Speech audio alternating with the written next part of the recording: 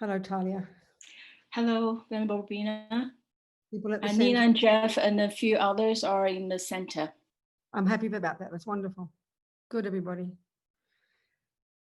All right, dearest ones, let's do our little prayers, our preliminary practices. Who's offering the mandala? I forget. Did I? Nina. Okay, good, Nina. So remember the meaning of this. The meaning of this is the center. You know, the center invites somebody to come and talk about the Dharma. And so the center makes an offering in the form of, like, imagine visualizing the entire universe. Use your creative imagination. You're thinking of as the words say, you're offering the entire universe. And so we offer it to the Buddha as if the Buddha were here. And the fact is that we understand what a Buddha is. The Buddha is here. Unmanifest, all-knowing, all-pervasive, all-compassionate, all-wise consciousness, which is Buddha, is pervading where there is existence. So of course it's here. So we request the teachings from the Buddha. That's so auspicious. So Nina can lead it. So just use your creative imagination, okay? And think of all the marvelous things in the world. Pile them all up and offer to the Buddha as a request for the teachings. Sajipurki Dukshin Metok Tramriravlinji Nidegyen Padi Sangye Jindu Mikte Uwa Idrokunamdag Jila Chuparshog. And the next part we'll do in English together. Perfect, pure, holy gurus from the billowing clouds of wisdom and compassion in the sky of the Dharmakaya, please let fall a rain of profound and extensive Dharma upon the receptacle of those who to be subdued, exactly as they need. Idam Guru Ratna Mandalakam Niryatayami. Okay, so now I will lead this one. As always, just remember what we're doing. The first two lines are reminding us of our reliance on the Buddha and his teachings. And the second two lines are expressing this, especially now with Bodhisattva teachings, we're expressing this marvelous aspiration that we're going to listen to these teachings. Why? So we can take the tools to develop ourselves to become a Buddha. Why? So we can benefit all sentient beings. That's what drives. That's what underpins the entire path, especially the Bodhisattva path. That's emphasized. So we think like that. Sangye charang toke tognam la jancho baru dagni kyab suchi dagi chernyen gipe sonam ki drola penche sangye drupa shok sangye charang toke tognam la jancho baru dagni kyab suchi dagi chernyen gipe sonam ki drola penche sangye drupa shok. I take refuge until I'm enlightened. I rely upon, until I'm enlightened, the Buddha, the Dharma, and the Sangha. And so by the virtuous karma we create by listening to these teachings, may we become a Buddha to benefit all sentient beings. Okay, thank you, Talia. Thank you, Nina. All right, thank you, Nina, darling, yes. So hang on a second, just have to do something. So we've been talking about we're on the Bodhisattva path here. This last week and these next two, we're on the Bodhisattva path, which is the more advanced stages. If we think of the Lam Rim, this packaging of all of Buddha's teachings, we know you've got the first scope, the middle scope, the great scope, and then you've got, and then you've got Tantra. Well, why not call it junior school, high school, university, and postgraduate? We're in university here. And this is something I say repeatedly, and I need to repeat it continually because we're not used to this idea that the teachings are gradual. That's what I mean by gradual path. What do you think it means? It's a quaint phrase, Lam Rim, gradual path. But if you know perfectly well you're doing a course, you're doing a medical course that is 7 years, what's happening? Don't forget to mute yourselves. So I can be the one who talks, okay? I'm the boss around here. Kindly mute yourselves. I'm joking.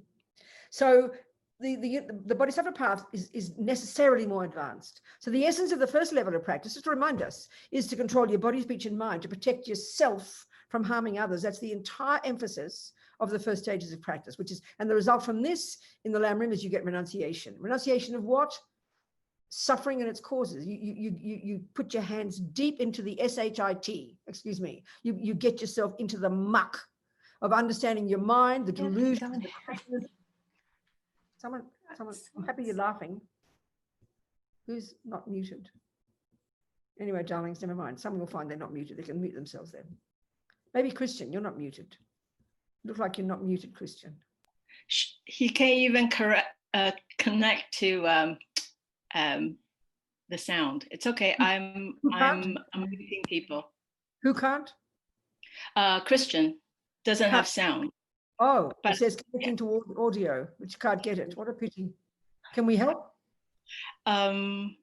It's okay now, but yes, we're already muting. Good. Okay, that's good. But I'm hoping they can hear. That's good. Okay. So the first level of practice, we have to we have to kind of discipline ourselves, control ourselves, because we're out of control. We're berserk. The servants of our mind run rampant and harm sentient beings and shove the cakes in and the boys and the God knows what. So we've got to start getting some controlling our body, speech, and mind. First of all, you control your body and speech, junior school. Then you start to get to the real point, your mind. You start to unpack and unravel the chaos in here so that you can start to identify and distinguish between the delusions and the virtues. And the main emphasis here is calming down the virtues, calming down the delusions. So this is massive work. This is unbelievable work. This is incredibly necessary. Without this, you can't begin to, you can't even pretend to do the Bodhisattva path. I mean, we can do our best, but our hands will be tied. When we begin to understand this, we really can then see, the meaning. We really get the meaning. So the Bodhisattva path is all about continuing to work on your body and speech. That never stops. From here to Buddhahood, you continue to work on your body, your speech, and your mind, because that's what you're turning into, a Buddha. So the first stage is you're controlling yourself, you're refraining from harming, you're refraining from stealing and lying and killing. You begin to work on your delusions and calm them down. And what do you get from this? What's the beginning of some realization? It's the first of the three principles of the path, another way of framing the Lam Rim from Tsongkhapa. You get some renunciation, you give up, you're so disgusted by suffering. You understand the causes of suffering. As Lama Zopa says, Lama Yeshe says, no, Lama Zopa, he says, when you've got renunciation, this is junior school and high school people, just the thought of another moment of attachment is so repulsive.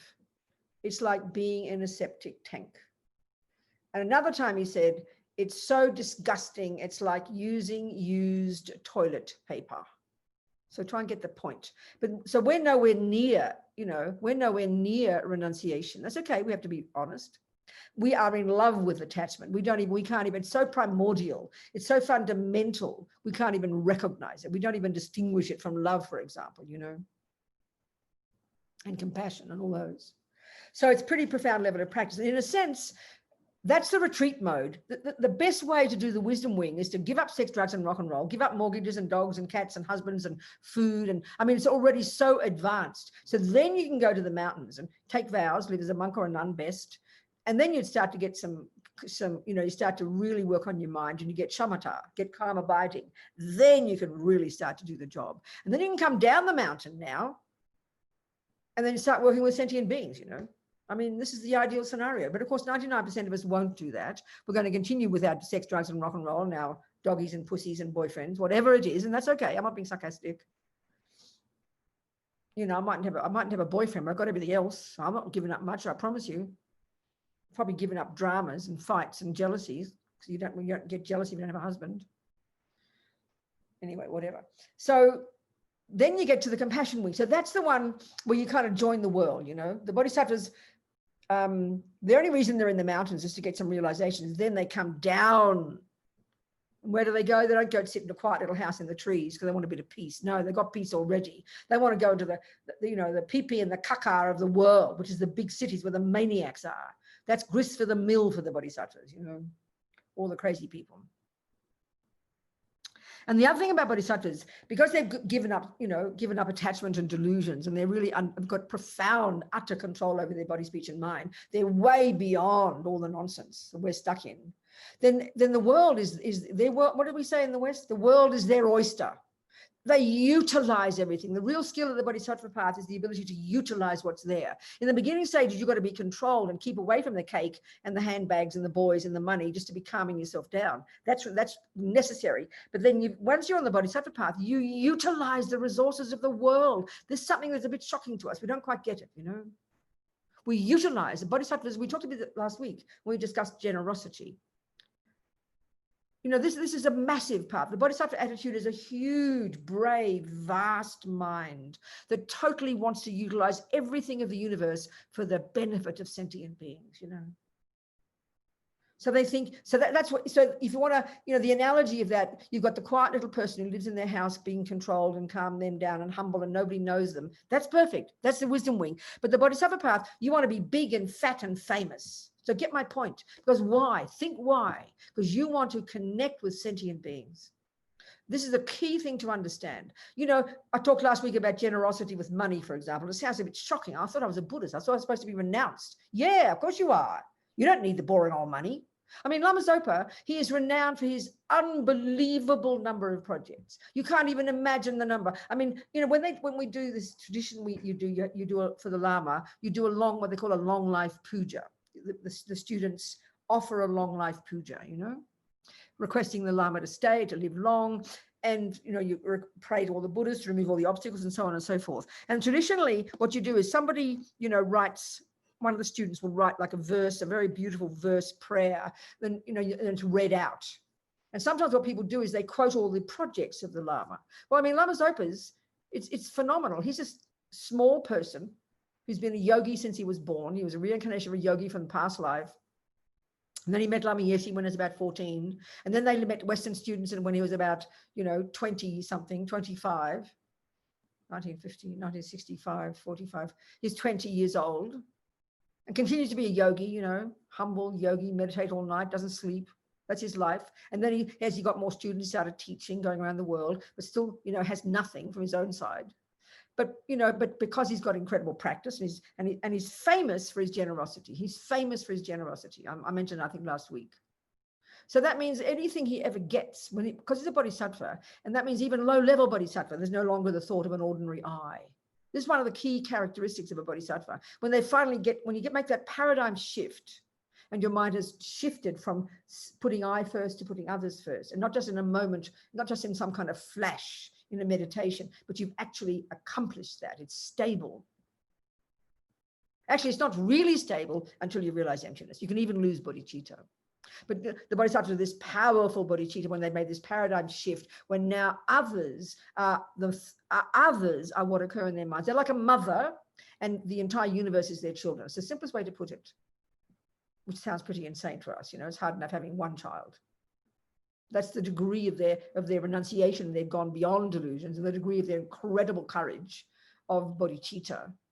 And now what we're doing here is, having accomplished bodhicitta, we've gone to the next stage where we're describing the practices of that bodhisattva from life to life to life, bopping from life to life to life, to the long-term goal of which is Buddhahood. But the grist for their mill is sentient beings, because how do you develop generosity? You've got to have people to give to. How do you develop the next one, which we're going to discuss, is the practice of morality, which is helping others. How can you help others if you don't have others to help? So you can't sit in the mountains practicing these. You've got to have people, sentient beings. The third one is patience, and the fourth is perseverance. We've only got 1.5 days left. We better hurry. Okay, we'll get into them.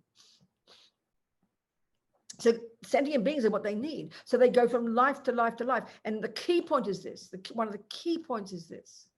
If you want to help a lot of sentient beings, they have to like you. They have to see you, recognize you, and like you. Now, we can see that some people in the world get very famous, and being famous is exactly what a bodhisattva wants. Have a look at the Dalai Lama. Look at the Dalai Lama, Millions of people know him and adore him. Okay, millions of people know him and hate him. Look at the Chinese communists. They can't stand his name. They have a panic attack just hearing his name, But the interesting point is this. I'm sure I mentioned this, but I forget because I do other things in between the last week, and then I forget what I talked about. But, one of the key things is they need to hook They mean to make eyeball-to-eyeball contact with individual sentient beings, such that 27 lives later, when you're ready to be led to 27 lives later, when you are ready to be led to enlightenment, you recognize. So all of us think we're so clever, aren't we lovely? We all recognize how nice the Dalai Lama is. No, he did some work. He's worked for many, many, many lifetimes, bopping along as a bodhisattva. He's met us all individually before, and he's hooked us. He's made eyeball-to-eyeball contact, and he's hooked us. So now when we're ready in this life, here he comes into the West, comes into the modern world, and now millions of people think, oh, wow, the Dalai Lama, Well, he's done his part to do that. He's hooked us. So bodhisattvas need sentient beings. And best of all, they need their enemies. That's the grist for their mill. So that means, that's why I'm talking about bodhisattvas utilize the energy of the world. They think vastly. They think outrageous. Lama Yeshe would always say, think big. And he also said to be professional. And he meant by that, act like your culture. So what do we do in our culture? We have money, we have credit cards, we have, assets, we have this, we have that. Bodhisattvas don't go, oh, I'm from the 14th century, I don't want a credit card. Don't be ridiculous. Whatever the world uses, they've got 20 of them, and they know how to use them beautifully. That's why I mentioned about last week, money one. And money is such a big one. I don't mean because I'm greedy or anything, and I like money. I mean, I do, but just don't misunderstand me, please. It happens to be the resource, isn't it? It's the resource we use on our planet. We don't use cows and kilos of rice anymore. Okay, we use lots of things called derivatives and this and that and all these fancy things that the clever people have made up on the stock exchange so they can all get rich. But these are all the resources the bodhisattvas will use. They're very bright, they're very upfront, they're very direct, and they're very modern. Whatever culture they're in, they'll adjust to that culture. So, so I'm thinking about Lama Zopa, for example. Back to Lama Zopa, because his generosity, he's unbelievable. So he needs all these projects. He's got so many projects, helping poor people, helping animals, helping sick people, helping this people, helping dying people, helping rich people, helping all kinds of people. Many, many, many projects in his he calls his bodhicitta fund. So many projects. So money comes pouring into one hand and it goes right out in the other. So it happens to be money is a resource. When we understand emptiness, it's just the merely labeled resource that we use that is capable of doing things. So if you're a bodhisattva, you want to start projects. Lama Zopa wants to help people. So he has to have money. Money is so obvious. So like I said last week, because we've got this unbelievably terrified view about money. We often think we're being so humble. Oh, I'm not interested in money. I can't understand money. It's a lie. Just lazy mind, that's all, because we're scared of it. But it's an incredible resource, it's a resource. So as a bodhisattva, you want resources so you can benefit sentient beings. Goodness me, it's so obvious, So we need to be very brave about it and be intelligent about it. Don't waste it. Don't be arrogant and think, oh, I'm so generous, and give all your money away, then you don't pay your credit card debts. That's just demented. It's so common in our culture. So you treat it with incredible respect. And when you understand emptiness, you know exactly. And then you've got bodhicitta. Of course you need it. You need billions and trillions of dollars. I always think about the only way to get Tibet back, just give the Chinese communists enough money. They'll give it to you. Money is everything. I mean, I don't know how much they charge for Tibet. Just buy Tibet. Forget politics.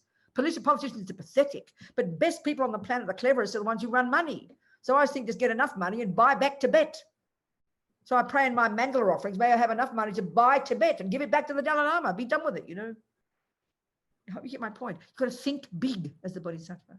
Because you don't have because bodhisattvas don't have attachment, they don't have fears, they don't have anger. They think they're vast in how they think, They're amazing. They're amazing. Bodhisattvas are amazing. We've got to be brave to aspire to be one, So you need sentient beings. If you walk around and nobody likes you, you can't help anybody. Imagine if Dalai Lama nobody liked him. How could he help anybody? You can't force a person to like you. But from the past lives, the way he's hooked us, this is the thing they talk about the bodhisattvas. This is wonderful. They use different methods to hook us. I told the story about the bodhisattva driving through the lady's garden and destroying the garden. I told that story, didn't I? Didn't I, people? You have to remind me. Because I forget who I say things to. I didn't tell that story about the one going through the garden, destroying the garden. I'll tell that story. Not yet. Okay, good. Okay, thank you. The hooking one, the bodhisattvas have to hook you. That means they've got to get you to like them. Now, but there are various methods the bodhisattvas use to hook us when they're bopping along from life to life to life. The best one is peaceful methods. That's the best. Be nice. Be sweet. Get a person, seduce a person, hook a person. But if the thick-headed ones, if you can't get them by being nice, you've got to be naughty to them. You've got to be rough because you've got to make a karmic connection. So when I heard, this is a story I heard when my mother met Lama Yeshe, you know, my mother, I love my mother. I adore my mother. She was wonderful. She was very proud though, naturally, everybody's proud. And everybody would always come to her with their problems. She was a musician and she had all these students, you know, all these music students. We were brought up with all these music students and my mother. And for some reason, I don't know why, half of them were gay. So we got brought up with gay men. You know, we had Gregory and Brenchley and Ronnie and I mean all these nice gentlemen, all men, no gay women. They all adored my mother. So and Ronnie would come in his little car and pick us up at school. It was called Priscilla. This is back in like 1949 or something when I was 5. So we all brought up all these gay men. They were my mother's best students, you know, singing students and piano students. Anyway, my mother was very proud and she was wonderful, looked after everybody. So anyway, when I became a Buddhist, she freaked out my poor mum, you know. When I was 12, I begged her to let me be a Carmelite nun. I was on my knees. I was in love with Saint Teresa of Lisieux, you know, and I was on my knees begging my mother. I wanted to be a nun, little saint like Saint Teresa, you know. When I was living at boarding school, and the reason I was sent to boarding school, and this is the funny part, I can never work out, I was a saint and a sinner at the same time. I was so naughty. When I was 12, my mother found out that I was walking down our main high street, Marabina Road, at the age of 12. I'd stolen my mother's lipstick and her high heels. I was in high heels. I had this pink lipstick and these pink fluorescent earrings from Woolies. And I was walking up and down trying to seduce the greengrocer's son, you know. So my mother panicked and sent me off to boarding school, the same school as I went to, but she made me live there. But then I became a saint. I went to mass 7 mornings a week. I was on my knees begging my mother to let me be a nun like Saint Teresa of Lisieux. That was when I was 12. So I burst into tears when she said no. But then 20 years later, when I told her I was going to be a Buddhist nun, she burst into tears. Anyway, she said to me, I wish I'd let you be a nun when you wanted to be. And I said, oh, mummy, it's all the same. Well, if it's all the same, why did you change? She said, a very good question. Anyway, my mummy, she wanted to meet, she didn't want to meet Lama Yeshe, but she'd met them, she'd seen them from a distance at one point, and she didn't like Lama Yeshe. He made her nervous. But Zopa, she said, oh, Zopa, he's nice. She could handle Zopa. But that Yeshe, she'd say, oh, that Yeshe, you know. Anyway, she had a meeting with him, and I wasn't there. But it seemed like when she came out of the door, I took her home. I knew when he came to Melbourne, he was in Melbourne, and Lama Yeshe and Lama Zopa. And I knew he'd touched her heart very deeply because she really felt kind of flustered, but she was mad at him because she said, oh, he kept looking at the television while I was talking to him, you know. Because she apparently, Lama told me, she poured out her heart all about me to Lama, and she never poured out her heart. And of course, Lama's very charismatic. He's very powerful. And so she was like, she just it just all happened, all came pouring out. But I could tell she was very vulnerable because she kept saying, oh, he looked at the television. Now, my sense is this, she won't forget him. He got her, you know. He kind of upset her. He didn't mean to, but that was how it was. So he got her. But when I heard this story, now I didn't realize at first, I was worried because she was criticizing a bodhisattva, criticizing a Buddha, you know, oh God, you know, that Yeshe, she'd go on about him. Anyway, I heard this story. My friend George told this story, yeah. Not George, another person told this story that Geshe Dagi from years ago told about the way bodhisattvas go from life to life to life. They're looking like regular guys. They're not looking like they're holy. They don't wear halos. They're not necessarily monks or nuns. They're regular people accumulating virtue, life after life, accumulating the virtue of the 6 perfections, being generous, practicing morality, practicing patience, practicing perseverance, and in their meditation, practicing concentration and wisdom, which we're supposed to get through all of these, the 6, before we finish next week. So they are going from life to life. So you can't tell who is a bodhisattva. I think I said last week, there's a saying, Tibetans say, you know, you don't know who anybody is, so don't judge, because the bodhisattva paths are outrageous. When you've gone beyond delusions, you can do what you like. They're so powerful. Without ego, they can do what they need, you know. This is hard to understand.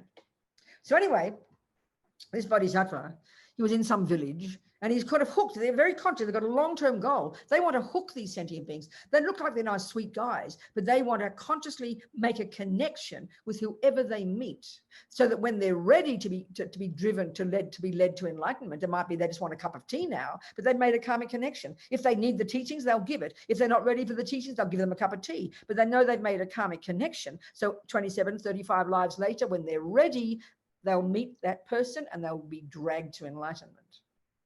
So this bodhisattva, And no one knows he's a bodhisattva. He's just like a regular Joe, you know.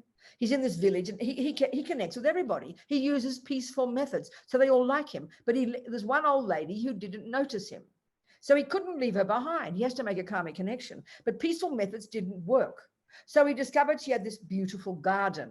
So he rode his horse through her garden, destroying it. Now, guess what? She now noticed him. And she was shaking her fist and shouting and yelling. And of course, nobody in the village would say, oh, look at there's a bodhisattva hooking that old lady. No, they'd shout and yell and chuck him out of town. How rude he was. He would not look like a nice guy at all. But he got her. He was happy. He got her. He hooked her. And as the Lama who told the story said, and this is a saying in Tibetan, you hear them say it in many different ways. When it comes to bodhisattvas, to connecting with them, it's better to have bad karmic connection with them, meaning to criticize them, than to have no connection. You've got to have the connection. So that's my sense with my mother. She knowing my mum, how she would be, because she was a bit, you know, self-conscious, she would have, normally speaking, she'd be in a meeting with somebody and she'd be the one who sort of felt comfortable. They'd talk to her, they'd confide in her. But the meeting with Lama was the opposite. She was feeling vulnerable. She poured out her heart about me, which made her very vulnerable and very humble. And then while she was talking, he seemed to be looking at the television like he was bored. So it really upset her. So in other words, my mother she was hooked by Lama Yeshe. So bodhisattvas are pretty outrageous. They go from life to life to life. And what they were doing is accumulating, as they call, accumulating the two accumulations. They're gathering enormous virtue and merit from connecting with sentient beings, practicing the first 4 of the perfections. And then they're practicing accumulating the wisdom accumulation, realizing emptiness in their meditation. That's the 6 perfections. So the first 4, they're perfecting the compassion wing. The last 2, they're perfecting the wisdom wing. And then one day it'll accumulation. The accumulation will be enough, and then they'll become a Buddha. Or they'll they'll go to postgraduate, enter the tantric path, and they'll speed up the process, you know, which is a very technical thing. So I think last week we mostly talked about generosity. So I'm trying to put it into the framework of the whole path, you know. Because why? Generosity, as Tsongkhapa says in one of his wonderful Lamrim prayers, his hymns of experience, as he says, generosity is the wish-fulfilling jewel with which you can fulfill the hopes of all sentient beings. And it's the basis of the activity of the bodhisattvas, in that it develops the selflessness and undaunted courage to lead all sentient beings to enlightenment. So again, what is generosity? Is giving. There are 3 levels, summarized from last week. Giving things. So this, when you've perfected the giving of things, just the first of the 3, you would give your body. So this is a radical kind of giving. Now this is again what I'm saying from last week. We're ordinary beings. We've got lots of fears and delusions and attachment and worries. So we are generous. We are nice people. But when we're talking generosity from bodhisattvas, they're over the top, insane, radical, out of their brains generous. There's no limit to their generosity.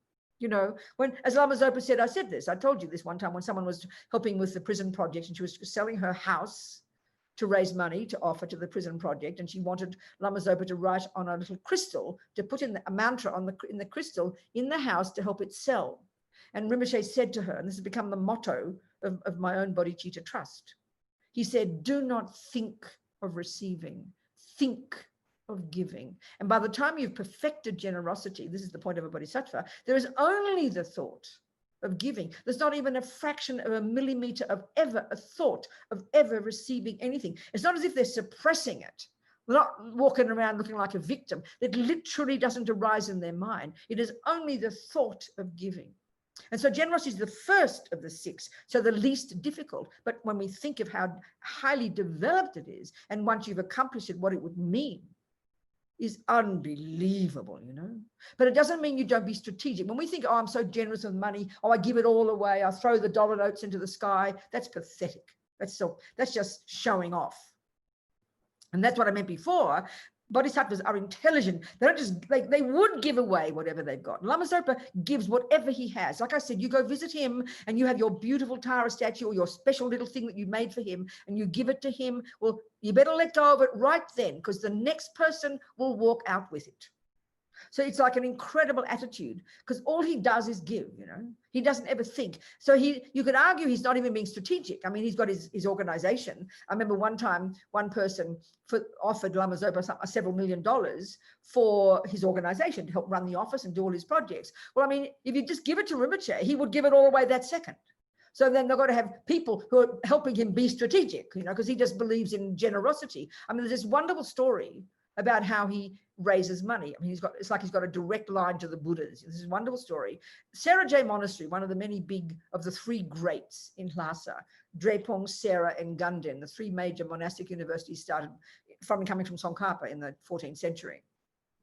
So Lama Zopa Lama Yeshe, their monastery is Sera, and there are colleges there, two main colleges, J and May, and they're from Sera J. So then he was there years ago, this is 25 years ago, I think, and the abbot there asked Rinpoche if he'd try and see if he could raise some money to start a food fund. Because traditionally, the Tibetan monasteries are very interesting. You know, they're usually quite medieval in the way they run. The rich, it used to be, you know, the rich monks, the ones who had rich families, would come with all their big packs of their sacks of rice and their sacks of whatever they had, tsampa, whatever. And the poor monks would just have to sort of do with what they get, you know. I mean, of course, people were generous to each other. But Lama Yeshe noticed this when he started Kopan Monastery in the early 70s. He was really impressed by the Catholic tradition, the Christian tradition of looking after their people. Like all the Catholic convents, all the nuns are completely taken care of. They're not having to rely on, you know, someone giving them something. So he was moved by that. So he started making Kopan that way. All the monks get totally taken care of, you know, get offered their food, offered medical, offered their robes, everything. And so then this is what happened at Sera, this big monastery, many thousands of monks there. The abbot asked Rinpoche if he could start running a food fund, because the monks, if they're very poor, many have come from Tibet, they don't have money, they can't buy food, so they eat very badly. So the abbot wanted Lama Zopa to start a food fund, or find a way to build kitchens and provide good meals. And so now it does that. It's got several $1 million, and it lives off the profit of that and feeds all the thousands of monks. He built a vast kitchen. They eat vegetarian, the very best quality food, or relatively what you can get down there. So anyway, Roger, his attendant, this abbot asked him if he could try and raise the money. So the story is roughly like this. Roger, his attendant, was noticing that he couldn't see any evidence of Rinpoche trying to meet people to raise the funds, you know, so he wondered what was going on. So one time he was in Taiwan, and the abbess at this monastery, and the thing is that the Chinese in Taiwan are famous for their generosity. All the monasteries are all incredibly well endowed because all the lay people happily give. They really understand generosity, the lay people in Taiwan. Where the monastery, you know, some probably same in China, hugely understanding completely. So all the monasteries give everything in return. You would never pay a cent for anything Dharma in Chinese places. It's very, very, very powerful, really. So this abbess, Rinpoche had a meeting with this abbess, and the abbess told Roger the next morning after the meeting, he said she had a dream the night before that this very special person was coming. Oh, she had a dream of Kuan Yin, you know, the Chinese aspect of compassion, this female Buddha. She had a dream of Kuan Yin, and Kuan Yin said to her the night before in her dream, a very special person is coming tomorrow, give him whatever he wants. So what did Lama Zopa want? Well, you know, $972,000.24, please. And so she gave it. So that's how he raises money. He's got a direct line to the Buddhas, you know, because he'd never ask. Well, he might, but this is from his own generosity, because he only thinks of giving. And this is why this is marvelous for us to have examples of people. How else could I tell you this story if I didn't know about it? So it's very inspiring, you know. How else would I have thought, don't think of receiving, think of giving, if he hadn't said it? This is the power of having examples in front of us, you know. So the generosity one is powerful, and it's what I've learned. Like I said last week, you don't be naive about it. You be strategic. You use your resources. Bodhisattvas are like that with karma. They know how to use the resources. They know how to use karma. They know how to get the best from everything. They're very skillful, you know, very wise. So we talked about generosity, okay. But the attitude of the Bodhisattvas is the major one, because they want to benefit sentient beings, you know. So the next part, I think, the next of these perfections is called morality. It's kind of, but the thing is about this one, this is the crucial point. The entire path from A to Z is a method of morality or ethics. That's what it is. But there's different levels of ethics. So the first stages of practice, junior school and high school, the wisdom wing, this is the ethics of restraint, the ethics of refraining from harming. That's the entire taste of the first stages of practice. That's the emphasis. Now we add to it in the Mahayana path, we continue that level. You never give up refraining from harming, but now you add to it this more proactive, more advanced level of morality, which is the ethics of helping others. That's the flavor of the Bodhisattva path, because now you're capable. We're now able, because we've got some renunciation, we're probably more subdued with body, speech, and mind. We've now controlled our own body, speech, and mind. We understand the mind well. We understand delusions well. And now we continue working on our mind. That never changes. But it's in reference now to wanting to benefit others. This is the energy of morality. The very first one is generosity of things, and then generosity, as I said, of advice. But this one is using your whole, I mean, generosity and morality in a sense are similar. They're seeing sentient, you see sentient beings and you're thinking, how can I help? That's the automatic attitude. And we have to practice this according to our capacity. So, generosity is the one when you physically give, the first one, of the first generosity of giving things, you think, how can I give? And it might not be appropriate to that person. You be wise, you be strategic. And like I said last week, a crucial one for us practitioners, because we're only beginner practitioners, because we're not going to be great yogis and yoginis in the mountains practicing 24 hours a day, we've got to be strategic in how we give. That means we've got to, and this, I said this last week, but I want to say it again. We have to know the most potent objects of our generosity, because we need to create as much merit as possible. We don't have very good practice. Our bodhicitta isn't that strong. So we have to choose objects of our generosity, such as monasteries, the Sangha, the Dharma centers. That's powerful, much more powerful. And as I said last week, that's including morality. So by giving money to a Dharma center, you're practicing the generosity of giving, and you are practicing morality, because you're helping a place that helps others. You give to animal shelters, you do whatever, but be very strategic. If you've only got so much money, it is better, and we get a bit nervous about this in our culture. It's better if you're limited in your capacity for giving, you give to places that support the mind, like a Dharma center. You could give to animals as well. But if you're going to choose giving places that help the mind.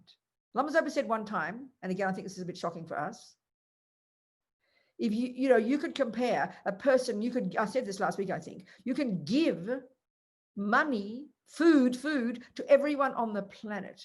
Inconceivable virtue. But you could give one piece of advice, which is the second level of generosity, which is a bit similar to morality, helping others. You could give one piece of Dharma advice to one person. That would be a superior action of giving, because look at what it benefits. The first one just benefits their body. The second one benefits one person's mind, and that person can take that benefit and they develop their wisdom and become enlightened and benefit millions of people. So we've got to be strategic and understand this properly, how we give. Don't just be random. Like some people say, oh, I give because I can. That's just nihilistic. Got to be strategic and wise, and use and base it in bodhicitta, and base it on wisdom, the best way to use your resources, for the sake of sentient beings. So morality is helping others. And it's an extension of generosity. You're actually giving yourself. Think about it. You're giving your time. You're there. What does the person need? And what does that mean? You don't sort of look into the distance. Oh, where will I go so I can be like Mother Teresa and help the world? Well, the world's in front of you, okay? One of the commonest things I hear people say, people who run around running organizations and say running around helping people in organizations, but say it's some person who runs an organization, then the husband and the children feel like they've been left out because she doesn't bother to help them. But it's all this grand gestures of helping the world. Well, you start with your husband, please. You start with your child. You start with the rat in your kitchen. You start with the ants on your kitchen sink. You help them. You start where you are. You don't have to walk around looking like some Mother Teresa. That's just arrogance. If you can do that too, do it, baby. But you help others. So what does it mean by helping others?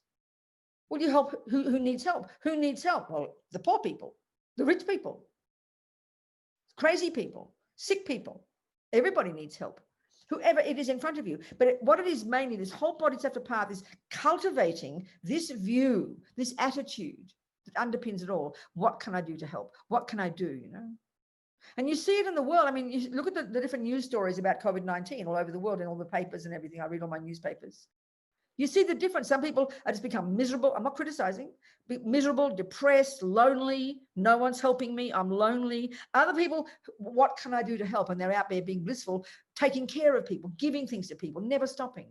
You can see, you know, so giving is giving your time, helping people, giving your resources. This is unbelievable way. And what you're doing is all these practices. You see what a practice is? When you go to the gym, you're practicing. What are you practicing? You're practicing toning your body. So what means you have to push yourself every time. You know, if you go to the gym and then you start doing your rowing. I like the rowing machine best. I don't know why. And you start to do your rowing, and then suddenly you hurt, your body hurts, and you stop immediately, and no sweat, and you say, oh, I did my rowing this morning. Well, you didn't. We all know nothing will change until you go beyond your comfort zone and you start to push the muscles and the sweat starts to come, because then something will shift. Well, you know what? This is the point about these practices. We think, oh, I'm so generous, I give $5 a week to this or that, but we're sitting in our comfort zone. You've got to hurt. In reality, the same, because what you're trying to do is, when you're becoming a bodhisattva, you're growing your capacity to give. You're growing your capacity to give, to help others. You're growing your patience. You're not just practicing it in a very kind of nihilistic way every day. Oh, I practice patience today. This is real practice. You're trying to turn yourself into this amazing person. So that means you've got to push yourself every day beyond your limits. That's why the criterion of having accomplished giving is you can give your body, you know. I mean, this sounds demented to us, because we don't think of these things as progressive practices. We just think it's nice to do it a bit every day. But you're trying to change something. You're trying to shift your mind. You're trying to turn yourself into this outrageous person who becomes more and more powerful as a bodhisattva, you know. It's a real moving, you're a work in progress. You've got to grow every day. It's like you grow in your wealth, you grow in your fitness, you grow in your musical ability. Here you're growing in the actions of a bodhisattva. So you've got to push. So you can help, of course, but we can see the limitations. Once we've done the wisdom wing, we can see what holds us back from these practices. It's the grasping at a self-existent me. It's the attachment to get what me wants. It's the panic attack when it doesn't, and all the other dramas. They're the things that limit us from this compassion wing. That's why it's impossible to accomplish the compassion wing to any degree without having done the wisdom wing. As His Holiness says, compassion is not enough. That's again repeating this whole point that they're progressive levels of practice, you know. So I mean, helping others, because imagine it, wherever you go, you see ants, dogs, rats, next door neighbors, enemies, friends. You do what you can. You don't walk around saying, oh, look at me, I'm Mother Teresa helping people. You be humble about it. You just do what has to be done, you know, no pride, just you're there. Don't make a fuss. But it's got to come from an attitude. I want to help. What can I do? And political action is a great way to do it. That's a way we structure, isn't it? In our world, we structure helping in political terms and in organizational terms, all the NGOs, all the non-profits, all the charities. It's a marvelous thing to do. It's amazing. That's a good way to do it. So if you want to start an organization that helps others, best way than rather than just one person. Powerful, marvelous to do that. I remember always quote Martin Luther King, you know, it blew my mind. He said, it's good to find fault. It's good to see the problems in the world. You must see the problems in the world. Then you say, what can I do to help? That's exactly what compassion is. That's exactly what it is. So you can do it in a formal way. You do it in a simple way. You help the ant and the rat, help your husband and the child, help your next door neighbor. But if you want to start an organization that helps, that's the way we do it. We're good at structure and organization in the West. Go for it. Then you can be super powerful. I mean, look at Bill Gates. You know, what he's done with all his 55 billion, and then Warren Buffett gives him his 55 billion. And like I said last week, I think he's probably made another 55 billion because he knows how to make money with money. He doesn't just sit on his laurels, doesn't just sit on his 55 billion in the bank and get happy and get nervous about spending it or making more. He takes risks, he's strategic. So he makes more so he can do more good. This is the attitude with these resources. So he can help others. Amazing, amazing. We've got so much potential in this modern world of ours to do so much to help people. We've got so much potential. It doesn't just mean only walking around helping the ants and the rats. You know, if you've got a good mind, you've got a strategic mind, you've got a busy mind, you've got an intelligent mind and an organizational mind, start organizations. Start 27 charities, please. Amazing, you know. It's far more powerful than just giving it away. That's just laziness. You be strategic. That's giving and then morality, both together, perfect, in one package. Amazing. There's so many ways we can help others. But you can't just, like I said, walk out and start organizations and then forget about your children. No, that's just ego. You've got to help whoever's there in front of you.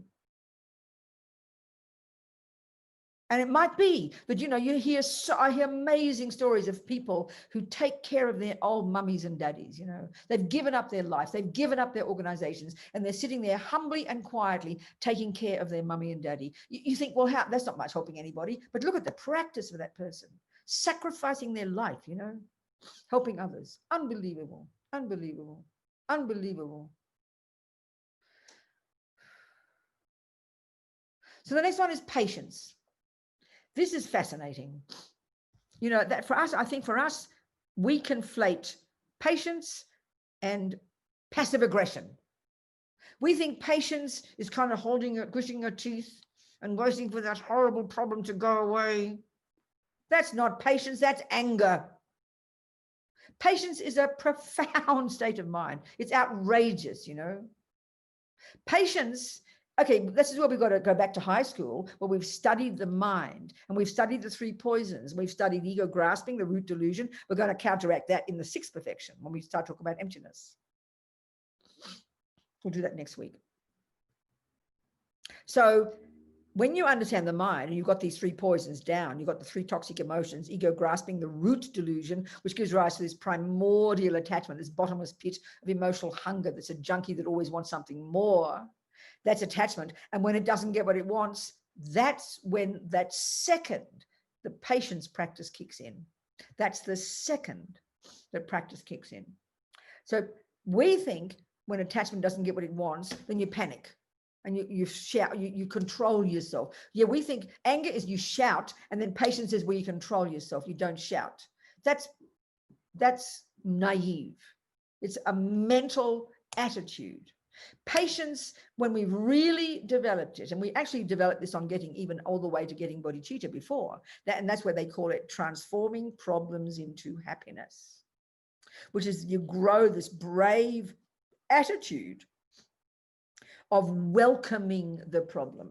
That's what patience is you welcome the problem. So you've got to ask the question, what's the logic behind that? Why would I want to welcome a problem? Because that instinctively sounds a bizarre idea for us, doesn't it? You know? So patience, and here there's 3 levels of patience. The first level of practicing patience is, they call it, and this is shocking, patience in the face of abuse. Abuse of whom? Me, baby. This is too shocking for our minds. This is a whole nother discussion. This is something that we think is like mental illness. We'd be, you know, if somebody suggested that to us, we'd sue them for abuse, you know, by suggesting you should, as we'd say, put up with it. You mean I've got to put up with it? So put up with is passive aggression, you know? No, completely different understanding. And when we understand the logic of it, you can't argue with it. So what's the goal behind the Bodhisattva path? Think about it. A bodhisattva is advanced on their practice. They've controlled their body, speech, and mind. They understand the delusions. They know what causes suffering. They've discovered how revolting suffering is, and they absolutely, absolutely want to go beyond suffering. They know this in the depths of their being. So what is causing suffering? Ego grasping, attachment, anger, and all the other 83,997 neurotic states of mind the Buddha has, you know, mapped out. And why do they want to get rid of those is the whole point, because they are so overwhelmed by the suffering of sentient beings. The assumption here is that they're at this level of incredible compassion, and they know that what's holding their compassion back is the presence of the delusions in the mind. They've already given up so much, but there's still plenty more to get rid of. So then, just like, for good example for me, and we understand this in our world, you know, we admire the Roger Federers. You know, we used to admire the Lance Armstrongs. You know, he's naughty now, but pretend when he wasn't naughty. People admire, look at my point here, they admire the unbelievable effort that they make. Now, this is actually getting us to the 4th perfection. So we're kind of putting them a bit together here, but you'll understand my point. They admire the way that someone will be patient in the face of the obstacles. So there's Roger Federer. He just didn't go and practice tennis on, you know, on Sundays off while he went home and had his children and his wife. He practiced 8 hours a day. He sacrificed his entire life because he knew the goal of winning Wimbledon, winning whatever it was, becoming whatever it is, the best tennis player on the planet. So we admire that kind of, so what he's doing is making effort, which is the fourth one, I'll go into it, but he's also practicing patience. He's persevering. The first one, when, the perseverance, the patience is when there's an obstacle coming. And you don't get annoyed with it. You welcome it. It's showing you what you have to practice. So you keep going, you keep going, you keep going. So because you know that you want to become the best tennis player, you will work so hard in the face of all these problems. That's exactly the bodhisattva. So the problems for the bodhisattva isn't the people. The problems is the delusions, the impatience, the anger, the jealousy, the hurt, the resentment. They're the obstacles that prevent you from becoming a Buddha. They're the obstacles that prevent you from becoming the best tennis player. So you want to welcome the problems, and you would. If you're playing tennis, and Roger, when he was a kid and was practicing, and he suddenly got, maybe he met, what's his name? Novakic, what's his name? The Serb. Djokovic. Who? Djokovic. Thank you, Djokovic. Let's say he met him by accident and he suddenly was tested. He probably freaked out. Oh my God, he's better than me. He would have had to really practice patience. All these balls coming flying at him. He wouldn't have had a panic attack. He would have been glad, welcoming that tough tennis player. Why? Because it's going to make him an even better tennis player. That's bodhisattvas. And the obstacles for them, aren't other tennis players, are their own delusions. They want to get rid of them. Why? Because they want to become a Buddha. Why? Because their compassion will be limitless, and their wisdom to know how to benefit will be limitless. So this is an attitude we can all see every single day. You don't have to go and look for a problem. The fact that you've got attachment means you're going to meet 1,000 problems a day. So we start with the small things when it comes to patience, please. Don't wait for your husband to abuse you before you start practicing patience. You practice patience in the face of his burps or his farts, or him drinking his tea too loudly, the baby things. Are you hearing my point here? Or Zalo's point about his mum. That's what patience is. You see it, you see your person doing the wrong thing, you feel your annoyance arising. Thank you, Mum, for showing me my stupid mind. And you welcome the problem, because it then smashes your attachment. It smashes your self-cherishing, and it smashes your anger. It's logical, but we've got to think it through, because our view in the West is so weird. This is different, okay? As Milarepa said, whatever the world does, Dharma is opposite, So this patience is stupendous. And I don't wait for the big dramas. When it says the first level of patience in the face of abuse. Don't wait for your boss to abuse you in front of everybody. Don't wait for the really big thing to happen, which is what we do, unfortunately.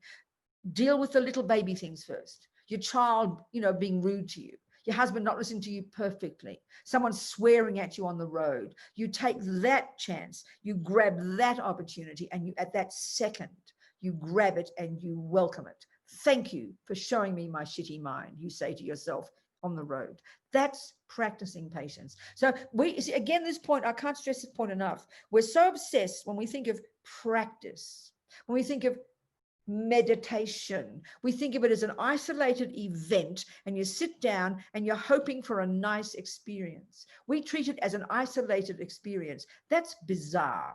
That's like thinking you sit down at the piano and suddenly you don't know music, and suddenly you play a very nice series of sounds. Oh, I had a lovely time at the piano today. And I'll say, please, that's wonderful. Please play it again. Oh, no, I can't do that. It just sort of happened. That's nihilistic. This is practice, means every time you do it, you get better. That's what a bodhisattva is trying to do. They're perfecting generosity. They're perfecting morality. They're perfecting patience. It's their full-on, day-to-day, in-your-face job in their daily life, bopping from life to life in relation to sentient beings. That's it. It's full-on, non-stop. Every second. And if we're trying to practice this path, we do what we can according to our ability according to our ability. So patience is stupendous. The first one, patience in the face of people being mean to you, basically. The second one is patience. What's patience? Well, I think it's patience when things like sickness and things. I think it's the second one. There are 3 levels, I forget. When you get sick and have problems, We can't stand by. I mean, the commonest response to sickness is why me, and we get angry. So welcome it. And when you know karma, you know you created the cause, so you're so happy to get sick. You welcome it. You welcome it. The point is, patience is welcoming a problem. It's the simple way to put it. It's happily welcoming a problem. Why? Not because you're a masochist, but because that's the best way to put an atomic bomb under the delusions, which is your job. It's the quickest way. Like Lance Armstrong would have welcomed the high mountains, not the flat road. We'd rather have the flat road because we just want to relax. He wants to push to his limit. So the higher the mountain, the bigger the challenge. That's exactly for the Bodhisattvas. The bigger the challenge, the more the abuse, the more the difficulties. Patience isn't, you see, again, another way we put patience, we think of it as passive aggression, or we simply think of it as passivity. Putting up with something. Even that phrase is really gross. No, it's a proactive attitude. You welcome it, like Zalo and his mummy, he talked about last week or the week before, whenever it was. You welcome the problem. You see it as your practice. It's your practice. Your mother's being so kind to Zalo. He's helping him see his own lazy mind, his own attachment, his own need for comfort, his own whatever it might be. That's where you've got to be conscious, and you become being conscious right back at the beginning of practice, you know. So then all of this is according to your capacity. We can only put up with so much, so we know what our limits are. We have to know our limits and do our best. But each day we stretch our limits and we get better and better and better at it. That's patience, the first kind. The second one, patience in the face of sickness. I think just the third one is just patience. I can't remember now the order. Like just when things go wrong. Just when you meet obstacles after obstacles, you don't get the right money for the job, or the thing goes wrong, or that you lose the computer, then things go wrong, you know. So you just have patience in the face of them. Patience, patience, patience. I've got to blow my nose, excuse me. George, hello, George. I didn't see you. Hello, sweetheart. George is in New York. Are you in New York or are you in Bhutan yet?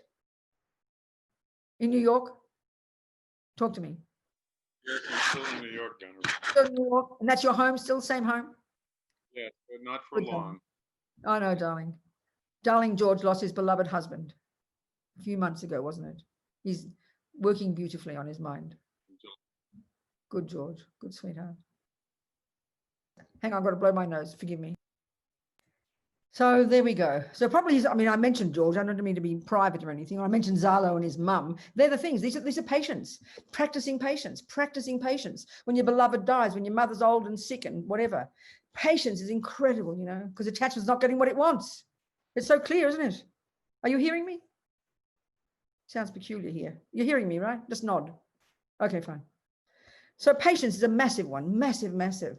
And you see each of these, they sort of vaguely sound similar: generosity, morality, patience, and perseverance. But they've got each a very specific attitude. Each is quite specific. And what's interesting, the second one is more difficult than the first. The third is even more difficult. And the fourth of these four is the most difficult. So let's talk about that one. This is so delicious. The fourth one's called joyful effort, or perseverance, or enthusiastic perseverance. There are many synonyms. And initially you think joyful effort, what a funny view, you know, or enthusiasm. You kind of imagine a person kind of hyperventilating. It sounds ridiculous. So let's look at what exactly this is, you know. And the best way to understand perseverance or joyful effort or enthusiasm, all these words are synonymous. The best way to understand it is in reference to the opposite. And this is very humbling and almost embarrassing, but every one of us will recognize these intimately. You'll see. And that's called laziness. So I have to listen. There's different ways of presenting these, you know, but I'll just talk about them. There's three kinds, but you'll kind of see them and you'll hear them, you know. I think the first and the second sometimes are put together as one, but I like to make them two. The first one is plain old, can't be bothered. You can't be bothered. We know that phrase intimately. Now, let's analyze a situation in which you'd say you can't be bothered. It's immediately obvious that the thing you can't be bothered to do is the thing, think about it, that attachment doesn't want. It's outside your comfort zone. This is immediate. And this is our deepest addiction. I mean, when we talk about the 8 worldly dharmas, which is very much a part of the Mahayana path, and it's articulated in great depth in the first stages which culminates in bodhicitta. Now with these 6 perfections, we're going beyond, we're going after we've accomplished bodhicitta, these practices. But back then when we learn about the 8 worldly dharmas, all it is a more sophisticated way of understanding attachment, a more pervasive, a deeper way of seeing how pervasive, utterly pervasive attachment is. So the more we understand this, the first one, the main pair, there's like 4 pairs, this constant craving for happy feelings, comfort. Think about being in your comfort zone. So this perseverance, the first level of laziness, is the millisecond something goes outside your comfort zone. What you're going to do is you'll say, I can't be bothered. And the next one, or they're sort of a bit similar, but the next one follows. Then you go, oh, I'll do it later. You procrastinate. So the primordial level is I can't be bothered. And it's so instinctive. It's so immediate because we can't stand pushing ourselves beyond our limits, can we? Because, and this is why the lamas would all say, the only way you're going to persevere doing anything is if you can know the benefits of it. Now, have a look at how we are when it comes to the benefits of getting what attachment wants. I'm not trying to be sarcastic when I talk this way. This is how we are. It's just Buddha's analysis. We will make enormous supposed effort to get that ice cream, to get what we need, because you know the benefits. You will never forget the benefits of your ice cream. And if you're really fixated on it, you're going to get outside, you'll borrow the money, you'll go down, even if it's midnight, you'll go get it if you want it. You know the many obstacles to get there, but you don't care because you know the benefit and you will never forget the benefit. We know that, and that's how we live our lives with attachment. So that technically here, they call that laziness because you're just doing more, you're not practicing, you're just doing samsara. But using the analogy of ordinary life, we'll understand it. That the thing you know attachment doesn't want is necessarily what needs effort. So the only thing that will compel you to make the effort is if you know the benefits. So here, of course, it's much harder to know the benefits of practice, the benefits of giving up delusions, the benefits of becoming a Buddha, the benefits of even getting wisdom. This is really very difficult for us because we're so overwhelmed by attachment at the moment, just being ordinary human beings, and that's not trying to be rude about it. It's just how we are. So then this first one of can't be bothered, it says exactly the meaning. The thing you can't be bothered doing is what takes too much effort. And what takes effort, by definition, is what attachment doesn't want. Think about it. Because what arises when you're at the gym and you think you're going to do your rowing, oh, I'm going to go to the gym and do my rowing. That's what I said. The moment it becomes effort, the moment it hurts, the moment, that second when attachment stops getting what it wants and that turns into aversion, that's when you stop. That's when you stop. But so basically when we understand attachment and when aversion arises, it's when attachment's being threatened. So that bit of pain coming, you've got to breathe harder. You've got to row harder. You've got to sweat a bit. Aversion has just arisen and we can't stand. So aversion can't stand, attachment can't stand a problem. So we'll stop the rowing. We'll stop making an effort. That's why we come home from a meditation course. We get all excited. We do meditation every day. But by the 4th day, you wake up and you go, oh God, and then within a millisecond, you're saying, oh, I can't be bothered. And you lie to yourself, you'll say, oh, I'll do it later. I'll do it this evening. And then you feel like you've got off the hook and you go back to sleep. That's how we live our lives. Not being rude, but we understand this. And that's why we admire people, the Federers, the people who make effort in ordinary worldly things. We admire. Nobody criticizes Federer that for 20 years he sacrificed his life and sacrificed everything else. No one said he was being pathetic. But, if you go and live up in a mountain and meditate, people think you're mentally ill because you're sacrificing ordinary life, No, you're trying to become a marvelous person. So laziness, the first obvious one is can't be bothered, which is you can't be bothered stretching yourself to go beyond attachment, for the aversion to arise, even the tiniest aversion, because who wants pain? Nobody. But when you know the benefit, you will persevere. And then just like the gym, the first day you go, Next day you get all a bit excited, you wake up, you think, you know, it gets cold, and by the third night it's cold and raining. Oh, I can't be bothered going tonight, I'll go tomorrow. And before you know it, after a week, well, what happened to the gym? It's gone. That's the biggest problem I hear from every person on the planet about their practice. And I bet everybody knows exactly what I'm saying. Because you see, we're so addicted, as I said before, we're so addicted to a practice being a nice experience. Oh, I had a lovely meditation. Well, I don't care if you felt good. I mean, I do, I'm happy for you. But the feeling good is not the criterion of success. The feeling good at the gym is not the criterion of success. The criterion of success at the gym is that you're toning your muscles. So that's the point. You don't go out and do your gardening and say, I had a nice day today because the sun was shining. That doesn't help grow seeds. What you're doing as a gardener is pulling out weeds and growing flowers. That's the criterion of success. If you felt good while you're doing it, it's a bonus. But we judge feeling good as the criterion for success because we're all like infants and just want the pacifier, want the dummy. The Americans call it a pacifier. It's a good phrase. So you got to be conscious, but you've got to know the benefits. If you don't know why you're doing it, of course you're going to give up. There's no question. Of course you'll give up. Who wants to feel miserable? If you don't know why, you know, say someone says, oh, you should go to the gym, Robina. Oh, all right. You go and you start rowing and you feel terrible. You think, what the hell am I going to the gym for? Because you have no idea the result. You've got no idea that you're going to get nice muscles. So of course you're going to give up because we're addicted to nice feelings. That's comfort. That's attachment. So that's the first kind of laziness, gross and obvious. The second one is really like connected to the first.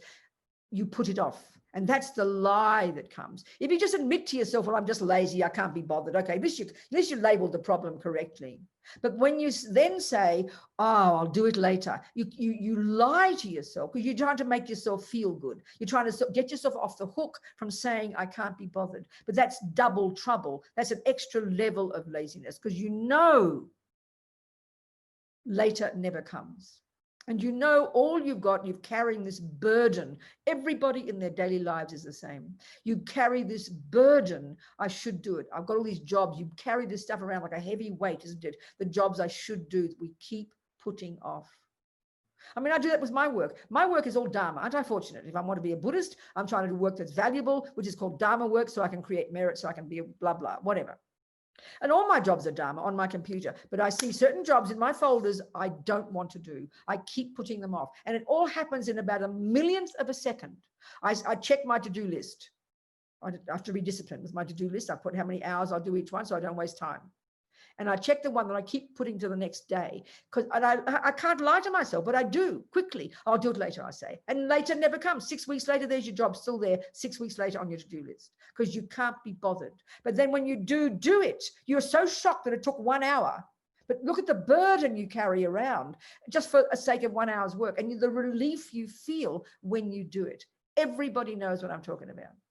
This is why people like the Dalai Lama or His Holiness or Lama Zopa never waste time. So they never put anything off. They deal with it. And then when they have to do it later, they don't panic about it. So they can do a million jobs. They can do so many things. They can accomplish so much. And we know in our lives, there are people who accomplish a lot. That's because they don't put it off. They're not lazy. They're not sitting on their laurels. They're not just wasting time. All these words we know, our mummies taught us this, but we've got to analyze the logic behind it and analyze the Buddhist analysis of it. Put the attachment is the major problem of all. And the gross one, it's not, you don't keep putting it off because you're attached to eating cake. You put it off because you're attached to comfort, which is the happy feelings. We love our comfort zones. And because in our world, we can create very, very marvelous comfort zones. You know, that's why when we went up to Laudo, I mentioned this, no, maybe not this class, up to Lama Zopa's cave in the mountains. And the trek, I agreed to lead a trek. My friend Christina in Sydney a few years ago asked me if I could lead, and I never thought of walking up a mountain. I have no interest in mountains, you know. I mean, I'm happy they're there. That's my policy. I'm happy mountains are there. I'm happy the trees are there. I just don't need to see them. That's just how we are, you know. I'm different. I'm like that. I prefer a city, please. Anyway, the point is, I said I'd take them. I always wanted to go to Laudo before I died. It's Lama Zopa's cave, you know, from his past life.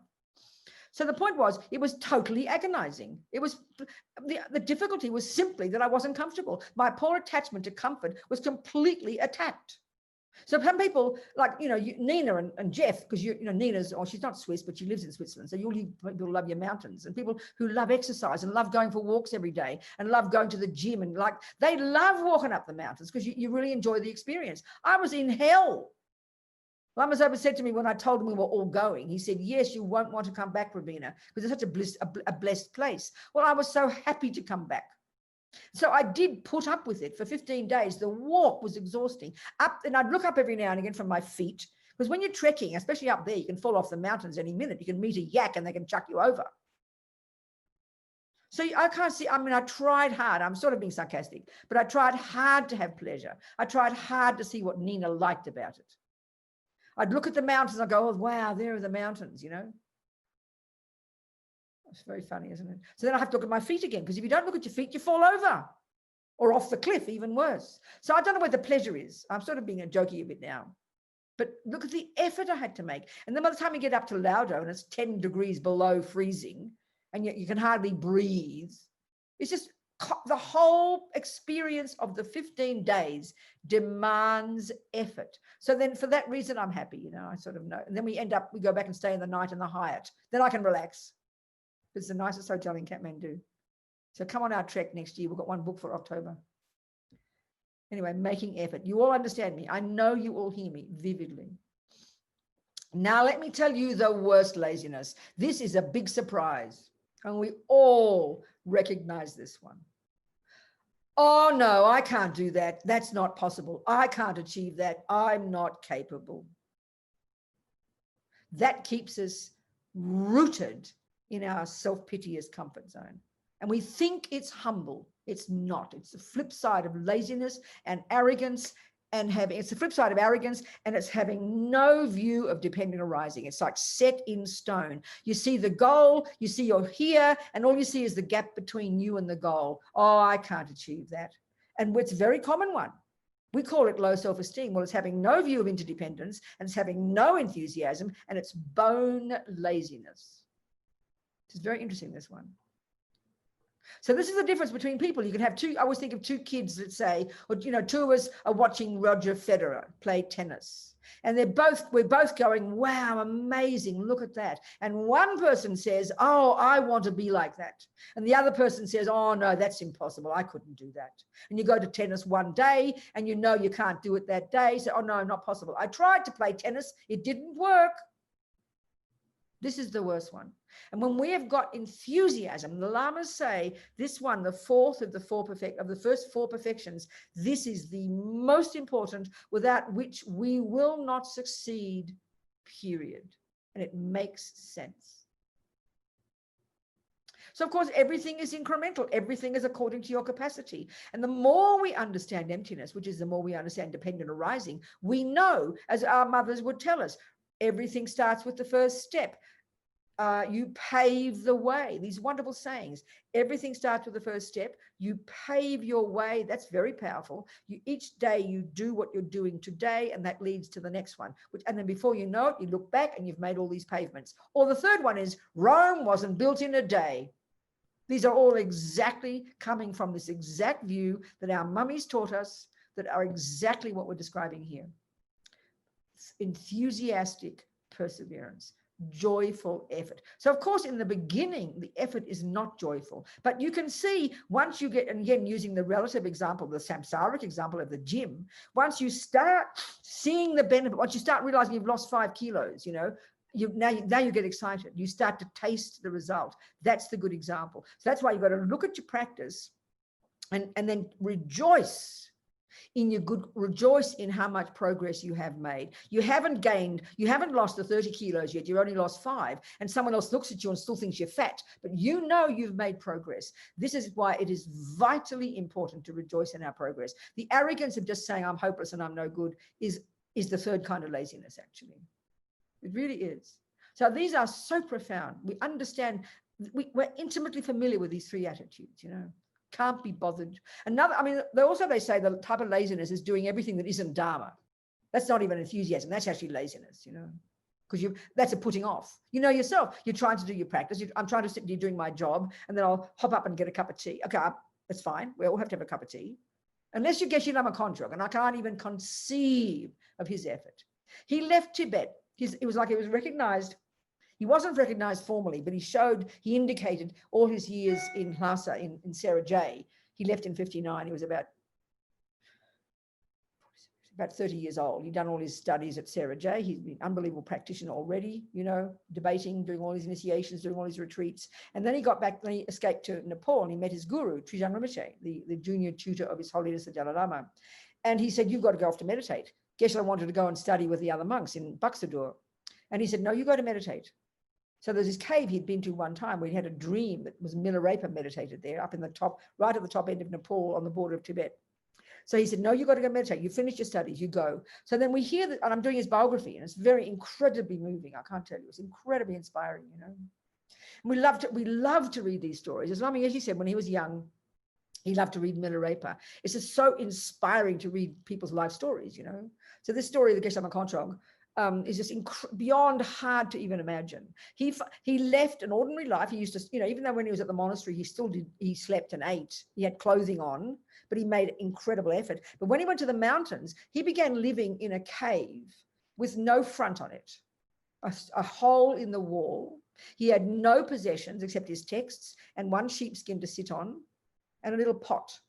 That's all he possessed. So can you imagine, it probably started in the summer. Think about this. He had to begin becoming familiar with, he was a practitioner. He knew how to do tumo, which is this amazing tantric practice where you can completely control your own internal energies and you can stay warm.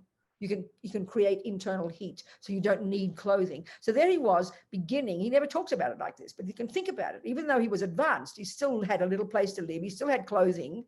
But here he is. He goes to the mountains and he begins to live like Milarepa. He started living on nettles. He didn't have any clothing. He didn't have a bed. He had a little hole in the wall. And then when winter comes, it's 6 foot of snow in the winter, 2 meters of snow in the winter. Can you imagine, to the point, the effort he must have made? He had the ability. He didn't die. He had the skill, but the effort he must have made to persevere. And he was there in this first cave for 6.5 years until he was thrown out by the crazy locals. They thought he was a yeti. Then he wanted to continue his meditation. So he found some juniper trees and he buried himself under the juniper tree branches with 6 foot of snow in the winter. But because he was a tantric yogi, because he had this ability to generate heat and to get realizations, but can you imagine the effort he made? You can't even conceive of that. I mean, it's chilly here. It's 2 degrees when I go outside from my nice cozy house, and I walk out and the cold hits me, and I just think for a second about Geshe Lama Kontrog living naked in a cave on his own for years on end, practicing 24 hours a day. I can't even imagine. I mean, it's like I can't even imagine where you would even begin. Even for me to pretend to meditate outside for 5 minutes was like a joke, because and all this is proving, not to make us feel depressed, but to show us how far we can go. And enthusiasm would say, I want to become like that. Not, oh my God, I can't, I'm not like that. I'm hopeless. I can't do that. Because that's what we do. I mean, even if I think of Lama Zopa, who doesn't ever sleep, he's renounced as a tiny child. He never sleeps. I can't imagine it. I mean, the one thing I look forward to most of all in the day is my sleep at night. I totally look forward to my sleep. It's heavenly to lie on that mattress and sink into sleep, isn't it? We all know that.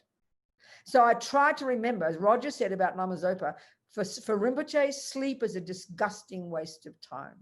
So I try to say those words to myself. I can't, see, it's sort of between here and being 30 kilos lighter. You can't do it overnight. It's very obvious. You've got to go towards it. You've got to visualize it. You've got to imagine it. You've got to want it. And you rejoice in each baby step. So I can't possibly overnight stop sleeping 7-8 hours a night, I couldn't. I would go mad. I'm just not qualified. I couldn't go up to the caves, 6 foot of snow in the winter, and pretend I'm doing tumo. I would die in a day. So you can't, you have to know where you're at, but you have to have the goal in your mind. You have to know it's possible. That's why it's so inspiring to read these biographies, because there's a person who's done it. That's why it's inspiring just to watch Federer play tennis. Wow, if he can do it, I can do it too. It's the analogy. That's enthusiasm, but it's based on wisdom and perseverance and one step at a time. And then you rejoice each step of the way. If you don't do that, you'll destroy yourself. So I try to remember when I go to sleep, before I hit the pillow. When I hit the pillow, I say to myself, may I find sleep disgusting. I say it really sincerely. I want to find sleep disgusting, but I'm not capable yet. But given that everything you think programs your mind, maybe next life I won't need much sleep, you know? So it works like that. So it's intelligence. It's understanding dependent arising. It's understanding karma. It's understanding these things, because we brutalize ourselves thinking we're so noble. Oh, I can't do it. I'm no good. I'm hopeless. This is hopeless. I can't do it. Rubbish. Of course we can. One step at a time. Now, you sweetie pies, you better ask me some questions. Come on.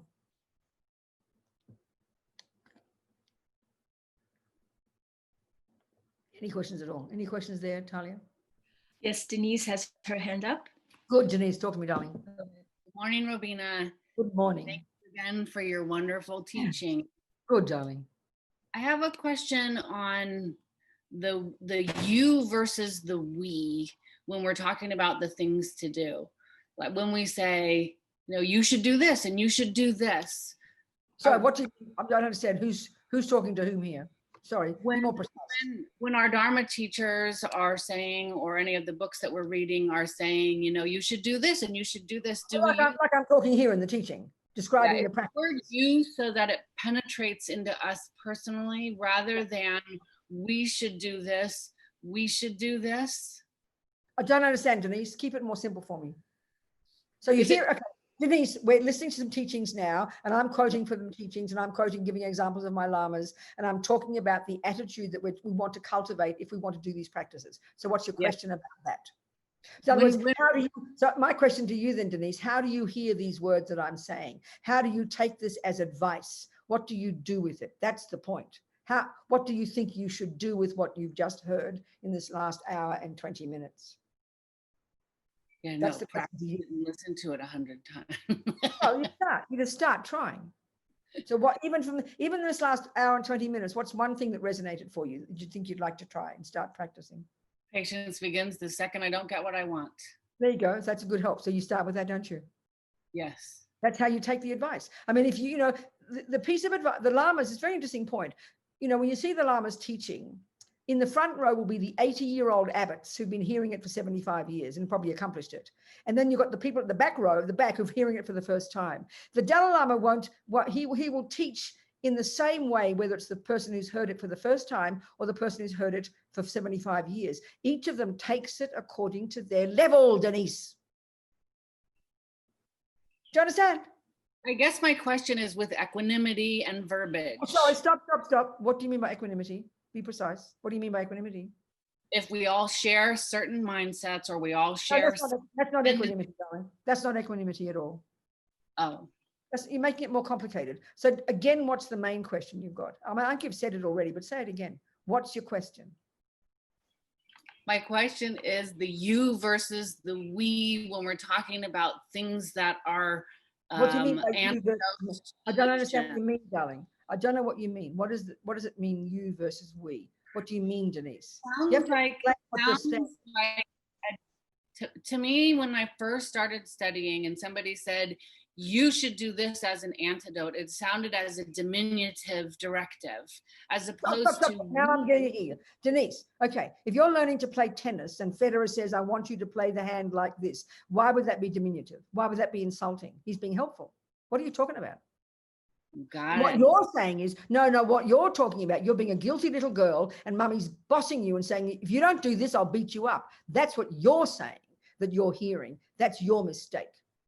If you hear Federer tell you to do the backhand like this and you say, don't you tell me what to do, then you're a pathetic person. Are you hearing me, dear? Because that's how we hear religion, Denise. Got it. Got it? Got it. Thank you. My Kung Fu teacher, Mr. Lee, he could see I wanted his Kung Fu. I went to 6 classes a week. The man wasn't stupid. So he pushed me to my limits.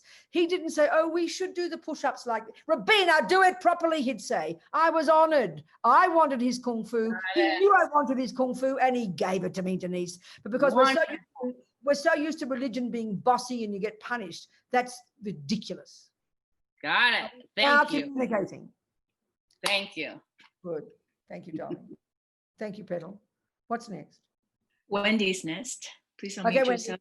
Hi, Robina. So I'm interested in, like, with Federer, right? He's spending all this time working and developing, but it's still in the 8 worldly dharmas. No, right? darling, I'm only using that as an analogy in something in the ordinary samsaric world.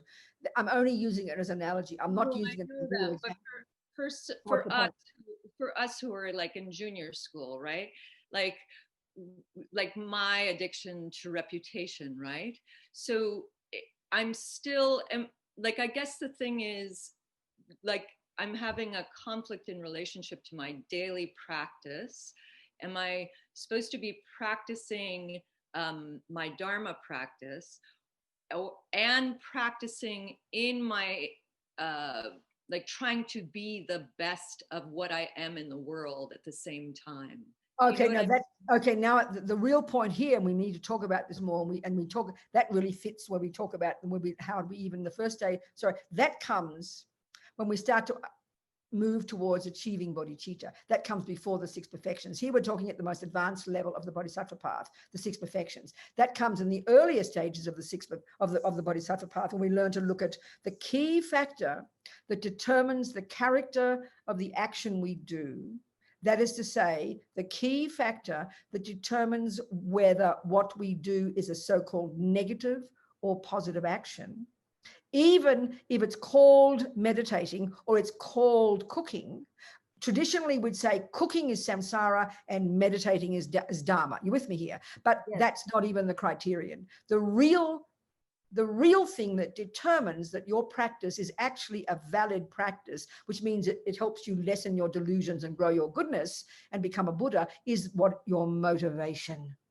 So you could say, Wendy, let's say you've got a sister and she sits there and she's into her meditation and she's sitting there meditating in the morning, and then she hears you doing the dishes and you're making a noise. She'll come out and say, I'm trying to meditate, Wendy. And oh, the poor thing, she's practicing Dharma. I'm just doing the dishes. Rubbish. Your motivation might be much purer than hers. Hers is all about reputation and self-centeredness and attachment. That means it doesn't become a Dharma activity at all. You just pissed on it. Excuse me. You just poisoned that activity. Whereas if you're doing the dishes genuinely out of compassion to be a benefit to others, your practice is Dharma. You with me? Yes, very much so.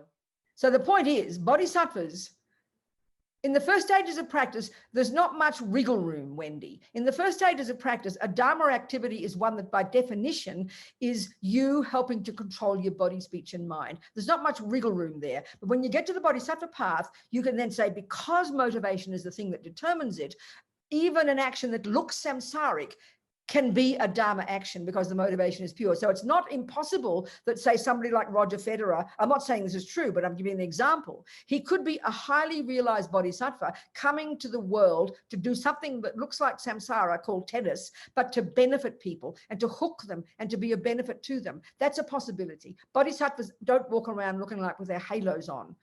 Because the practice is more subtle, it's more internal. So even though you can still say your meditation is a Dharma practice, your study is a Dharma practice, and having sex with your new girlfriend isn't, or whatever it might be you do, if you're a bodhisattva level, you can still transform that action of having fun with your girlfriend because your motivation is genuinely bodhicitta.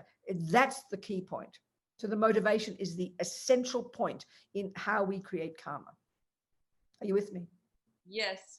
So once I notice I'm operating from an addiction to reputation. We all got until we're highly realized, darling.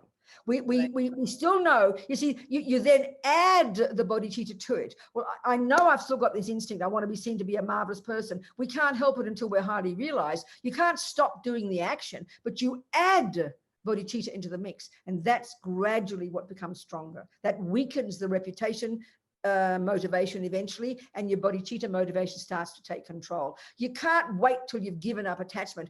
It's catch-22. You can't, but you add bodhicitta to the mix. That's why with food, when we've taken refuge, one of your commitments is at least you stop before you shove the food in your mouth, because what drives it is attachment. You stop and you think of offering it to others first. You offer it to the Buddha. Then straight away you redeem it. You add some powerful, virtuous motivation in and weakens the attachment. And then one day your positive motivation takes over and your other one runs away. That's how you practice. So you stay with intention. What, darling? you mix the intention to benefit others with the reputation addiction. Okay, so the correct words really, its intention is true, but to be really correct, when you do a karmic action, there are two things involved in your mind. One is, I will eat the cake. That's called bare bones, literal intention or volition. That doesn't mean good intention. That's bare bones, I will. And that's the very meaning of the word karma, which is action. It's mental action. That's there every millisecond of the day. And it's like, if we want a boss inside, that's the boss. Intention is I will, but it's happening a million times a minute, you know, because it's driving us to everything. So then what underpins I will eat the cake, normally, without any kind of thinking about it, it's attachment. So attachment is the motivation. Intention is the bare bones I will, and then the motivation is what underpins it. So what we're trying to do is, the attachment will be there, but we'll add compassion or wisdom to our motivation. That's the thing you change, the motivation. That's what makes the bodhisattva actions powerful. That's why, that's good. That's why at the level of the great bodhisattvas who really have got renunciation, and they might even have realized emptiness, for them to even kill somebody, which is shocking in our minds, because their mind is completely pure. There's no way it could be negative, because they've got clairvoyance, they've got wisdom, they've got compassion. They could even do an action that would harm somebody because their power is so enormous. Now, that is not what we like in our culture, but that's a possibility because the motivation is unbelievably pure, only to benefit. Do you understand? Yes. Okay. Yes. This is Thank the you. main factor of the bodhisattva path, the motivation. So we try to, and that's why, Wendy, when we understand that, you know, maybe we haven't got a very powerful practice. We don't have much understanding of emptiness. We're very low level in our practice. But as soon as we do whatever we do, sincerely saying, I don't have much bodhicitta, but I want to do this for that reason. I want to eat my dinner and have sleep and do this and do that. So I'll do it with a pure motivation. At the moment, it's not very pure, but you put that in. This is what transforms our mind, Wendy, and leads us to Buddhahood, because then everything you do, if it's motivated by this wish, okay, I'm doing the dishes. I'm just going to do the dishes instead of demanding somebody else do it. I'm going to do it with a pure motivation and have a happy mind to make people happy. And so it'll be good practice for me, good patience, good this, good that. That makes it virtuous, darling. Washing dishes in its nature is nothing. But so is watching your breath. It's nothing. Even sitting with your legs crossed is no act. It's got no meaning until you put a motivation in there. This is also meaning emptiness. Nothing has an intrinsic nature until everything we do is defined by what's in the mind. This is really implying emptiness as well. Do you understand? Good, Wendy, thank you. What else, people? Yes, the next one will be Francesco, but I think Fernando is translating it. All right, good, Fernando, talk to me. Well, Thank you, Francisco. Thank you. Good. Yo sé que no soy un bodhisattva, pero está mal que me comporte o que imite a ser un bodhisattva con las personas que encuentro y con las personas con las que estoy y con quien brindo mi trabajo. I know that I'm not a bodhisattva, but is it wrong to try to imitate the practice as a bodhisattva with the people that I surround by or the people that I work with? Sorry, can you start again? I missed the first part of the sentence. Yeah. I know that I'm not a bodhisattva, but could I imitate being a bodhisattva with the people that I work with or that I'm surrounded by? Well, I mean, it's a very broad question, imitate.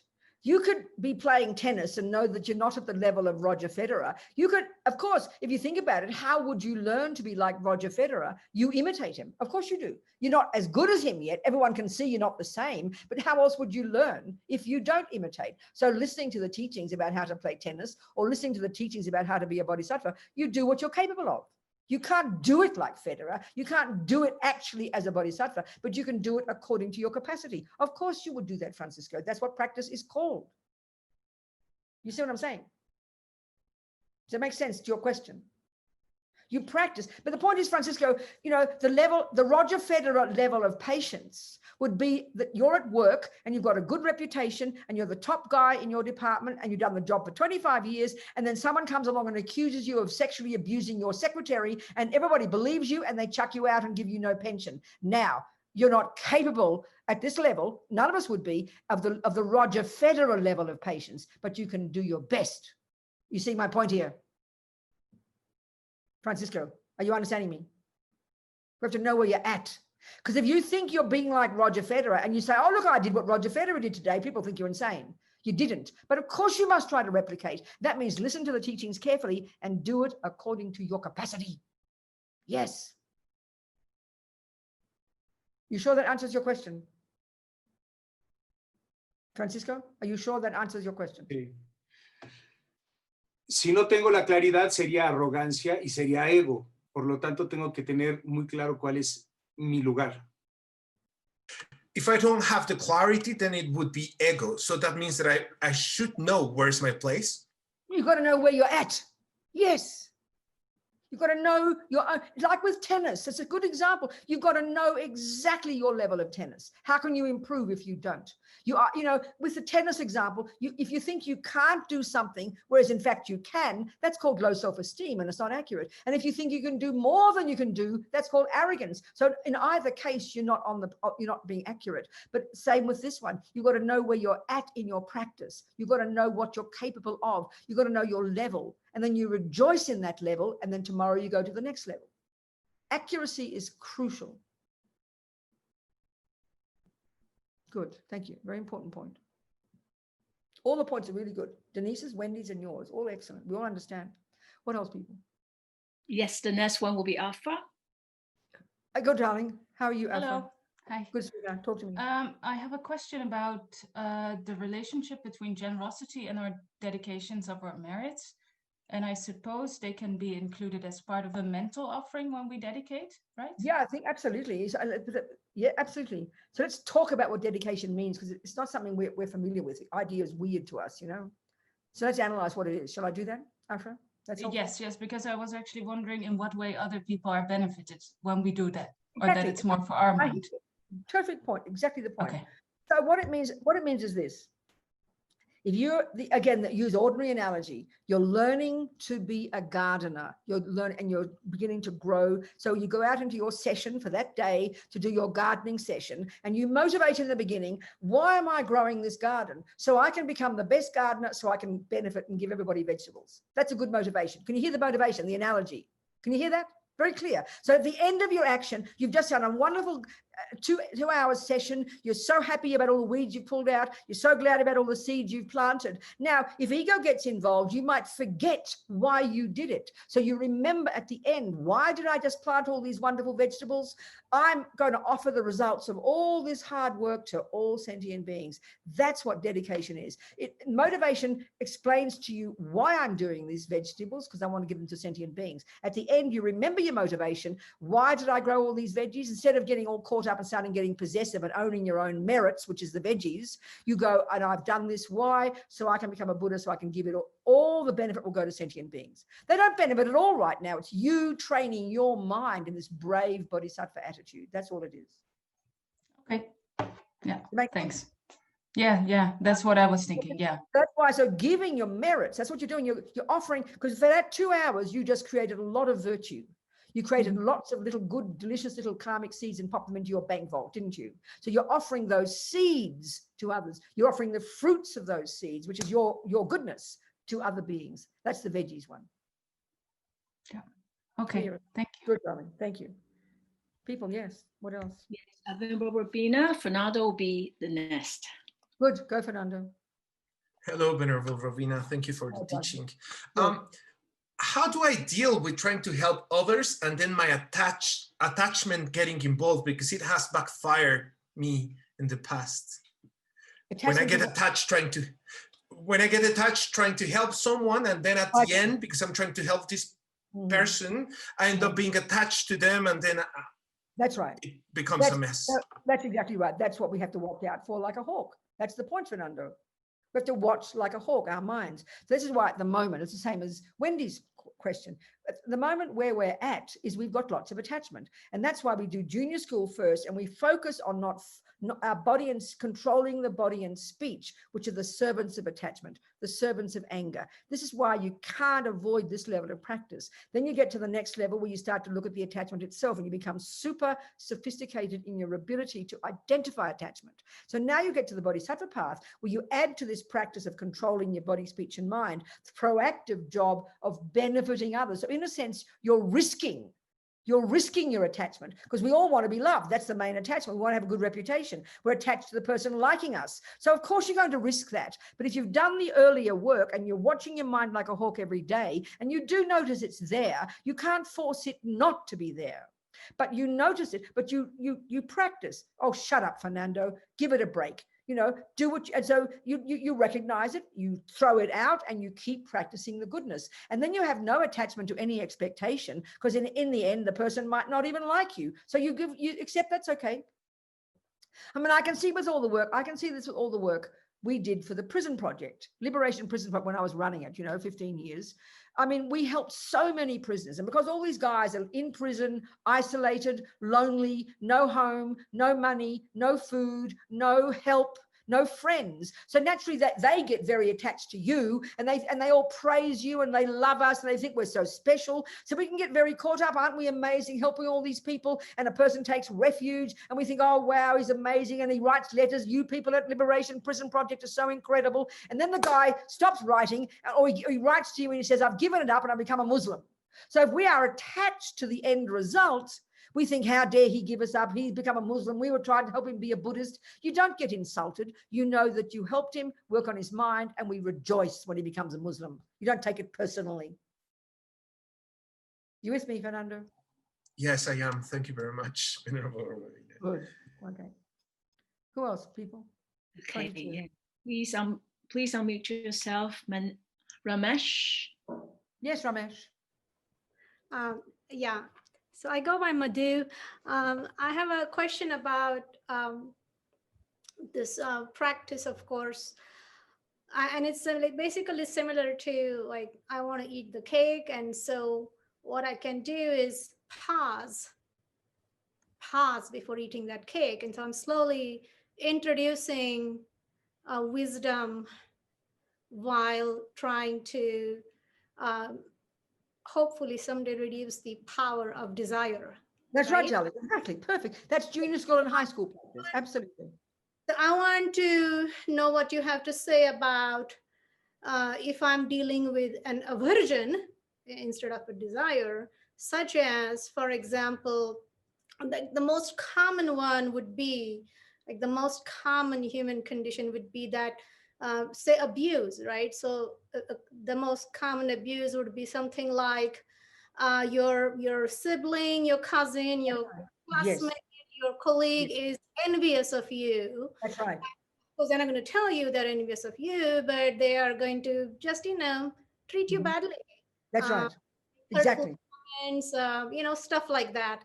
And Exactly. it's an pattern. It's not like a one-off thing. Exactly. So Exactly. you introduce to reduce your or not reduce, of course, but to overcome someday, hopefully, your pain.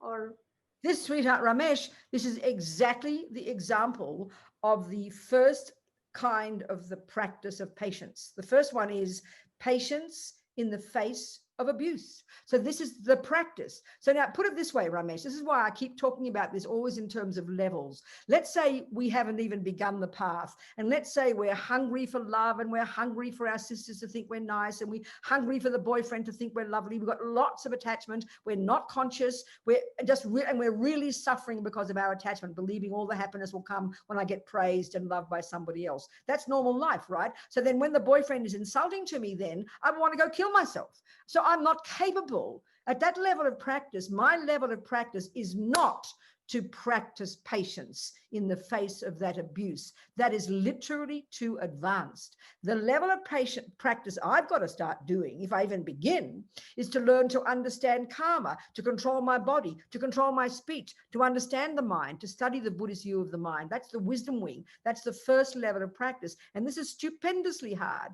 So the only person who's capable of doing any level of really practicing patience and making it an effective practice, like you're just describing, is first you understand, so there you are practicing and your brother is mean to you. You know it and he's not overt about it. He's just mean. And of course, because we've all got attachment to be loved, that's attachment to reputation. It's the deepest one for every being in the universe. It's most primordial.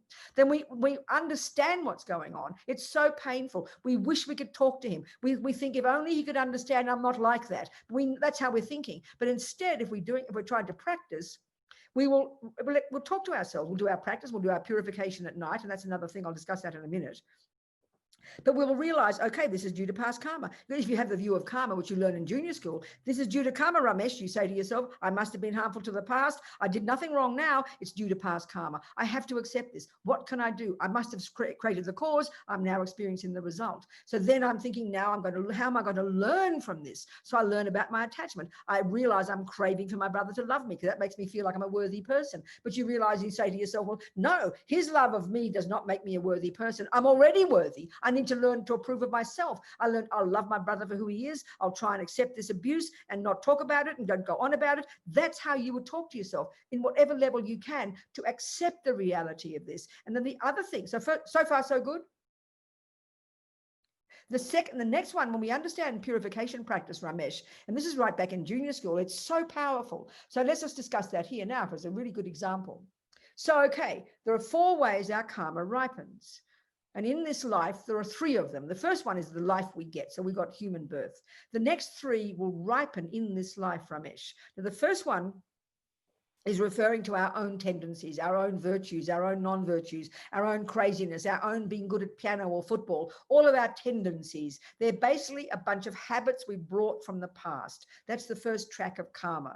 The next one is called experiences similar to the cause. Now, this is your brother example. If you look at it, Ramesh, we are all very social beings, aren't we? We live around other beings. We've got mummies and daddies and siblings and rats and roaches and dogs, and since we are born, we're connected to sentient beings. Now, the way we are seen and treated by them pretty much is this second way our karma ripens in this life.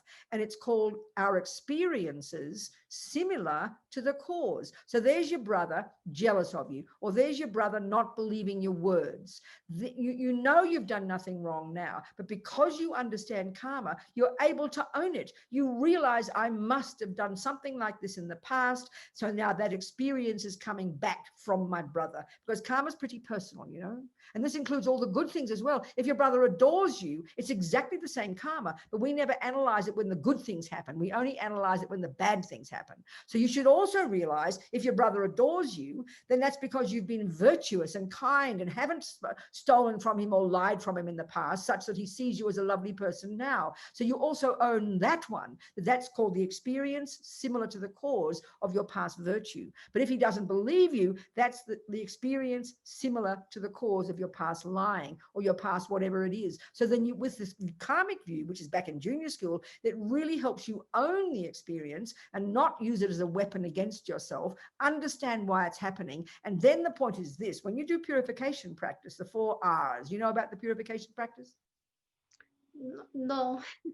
You don't? Okay, well, it's not the right time to do it here, but I'm sure we'll get into it. But this basically is Lama Zopa says we're insane not to do it again, not to do it at the end of every day.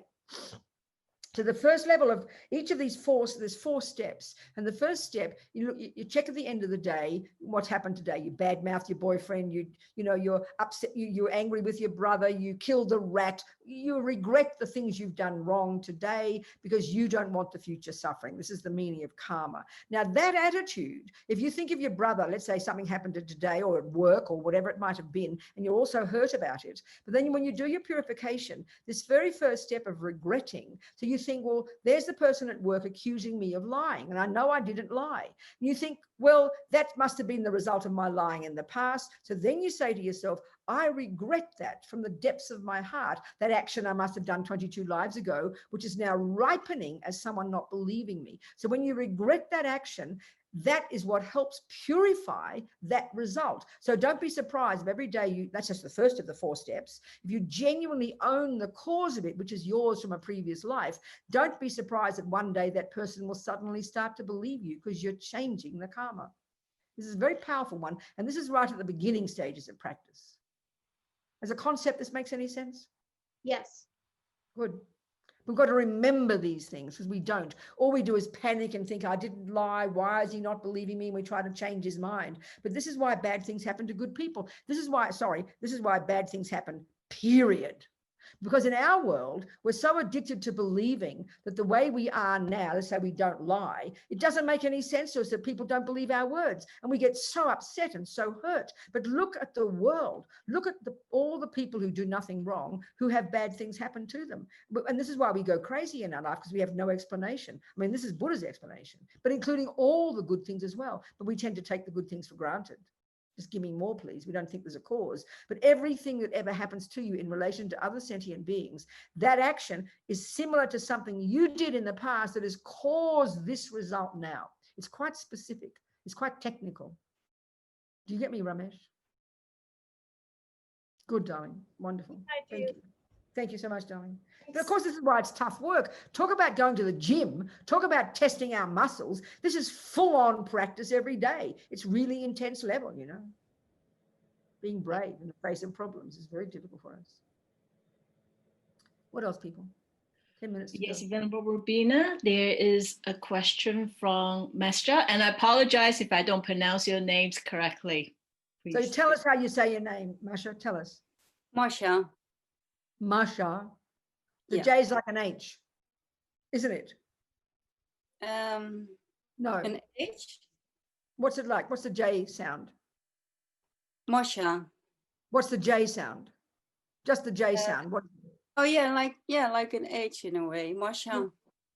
So the S and the J together makes it like SH in English. Okay, yeah. There you go. don't write it with a H, but with a I know that, J. darling. I'm saying it. There's a J. I can see it. Yeah. Oh. Okay. Talk to me, Masha. What's your question, darling? Yes. I think I need a little time to get to the point, but I'm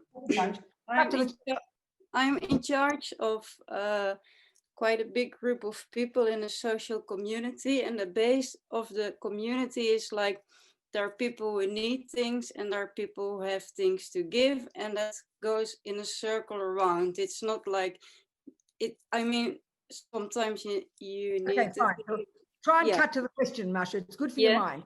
Try and say the question. Don't give me the background. Say the question. The balance in the community is went a little bit to the wrong. Now we have a lot of people who need things and a few people who have things to give. So I understand, darling. So try and say the question, Masha. I'm going to push you. Try and say the question. Just what's the question? The question is that it feels like I'm quite brutal to a lot of people lately. What's the question, Masha? What's the question? The question is,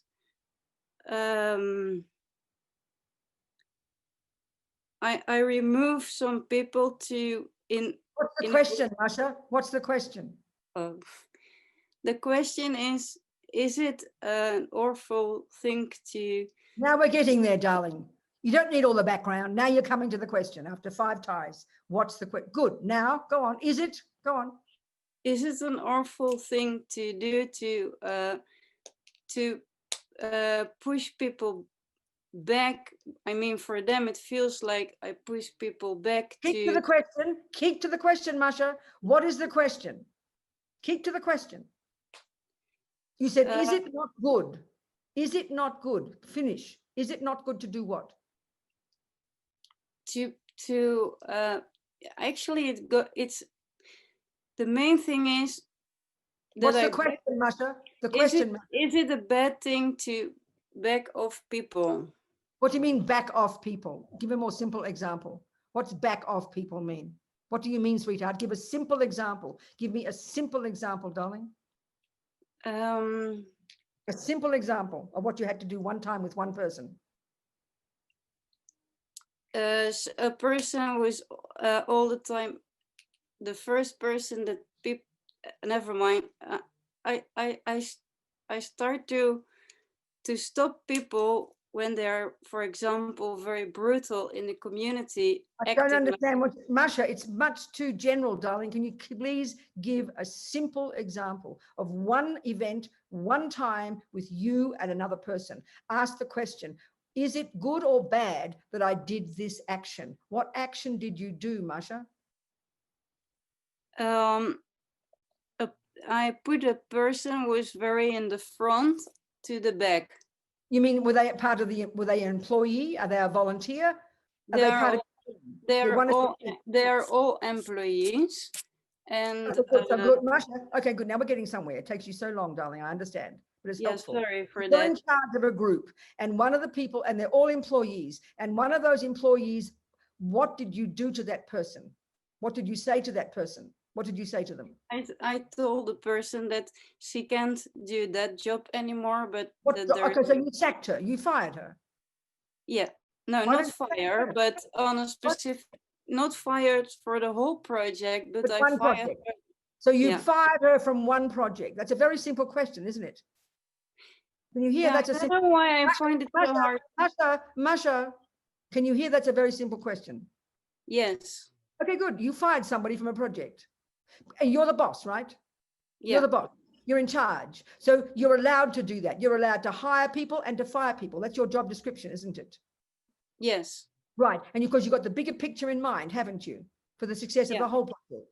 Okay. So the answer is very simple. What was your motivation? The bigger picture. Thank you. Then there's the answer. Very simple, Masha. It should have taken 30 seconds, but learn from this. You understand my point, dear? Yeah. The whole point is, if you're charged of if you've got one person or 1,000 people, you have to take the bigger picture. And you've got to do that out of compassion.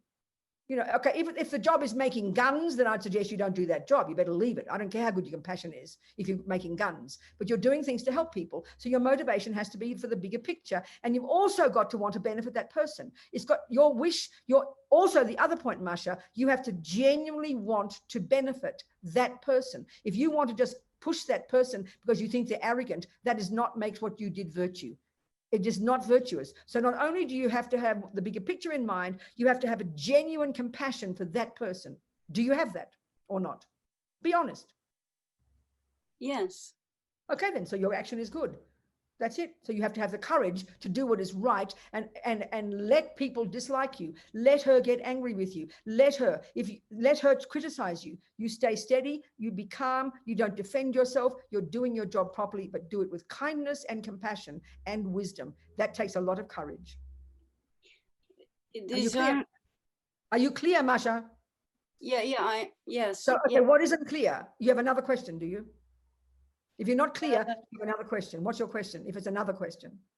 No, it is clear. It only is that I had to do it so many times lately. Masha, I don't need the details. No. Okay. You're clearly not, so what you're suggesting, what you're seeing is you've got all this story in your mind. It would have taken you 20 minutes to tell me the whole story, whereas the actual point is what we just discussed. So you have to have the courage to do that job properly. You do your practice every day. You motivate to have a good motivation. You accept the consequences. That's it. And you move forward. So you might have to do it 20 times. I accept that. And you live with it. Okay? Okay, yeah. Going. Thank you. Thank you. We've got 2 minutes. We can finish, I suppose. Any more questions? Talia, more questions? There's currently no questions in the queue, Okay, so it's perfect ending. All you darling people, Denise and Carol and Doris and darling George in New York and Ramesh. Where are you, Ramesh? Where do you live? I'm in Denver, Colorado, US. Oh, good, sweetheart. Just up the road from me. Okay. I'm in Santa Fe. Anna in Liverpool. How are you, Anna? You doing well, darling? Good. I'm very happy. Sabine, all you people, Catherine. Okay, preciouses. We think one more class, right, Talia? yes. So next week is going to be Shaman. concentration and wisdom. Okay, we'll manage. Thank you, precious ones, all of you. Jantrub, Semchog, Rinpoche, Makye, Panam, Kegu Chig, Kyepa, Nyampa, Mepa Yang, Gongne, Gongdu, Velba Shog, Gewa Di, Nudu Dag, Nama Sange, Drubgyone, Drowa Chikyang, Malupa, Deyi Sada, Gurpa, Shog. All right, precious ones. Thank you so much, everybody. Much love. See you next Thank time. you. Bye, Thank you sweetheart. very much. Be Bye. well.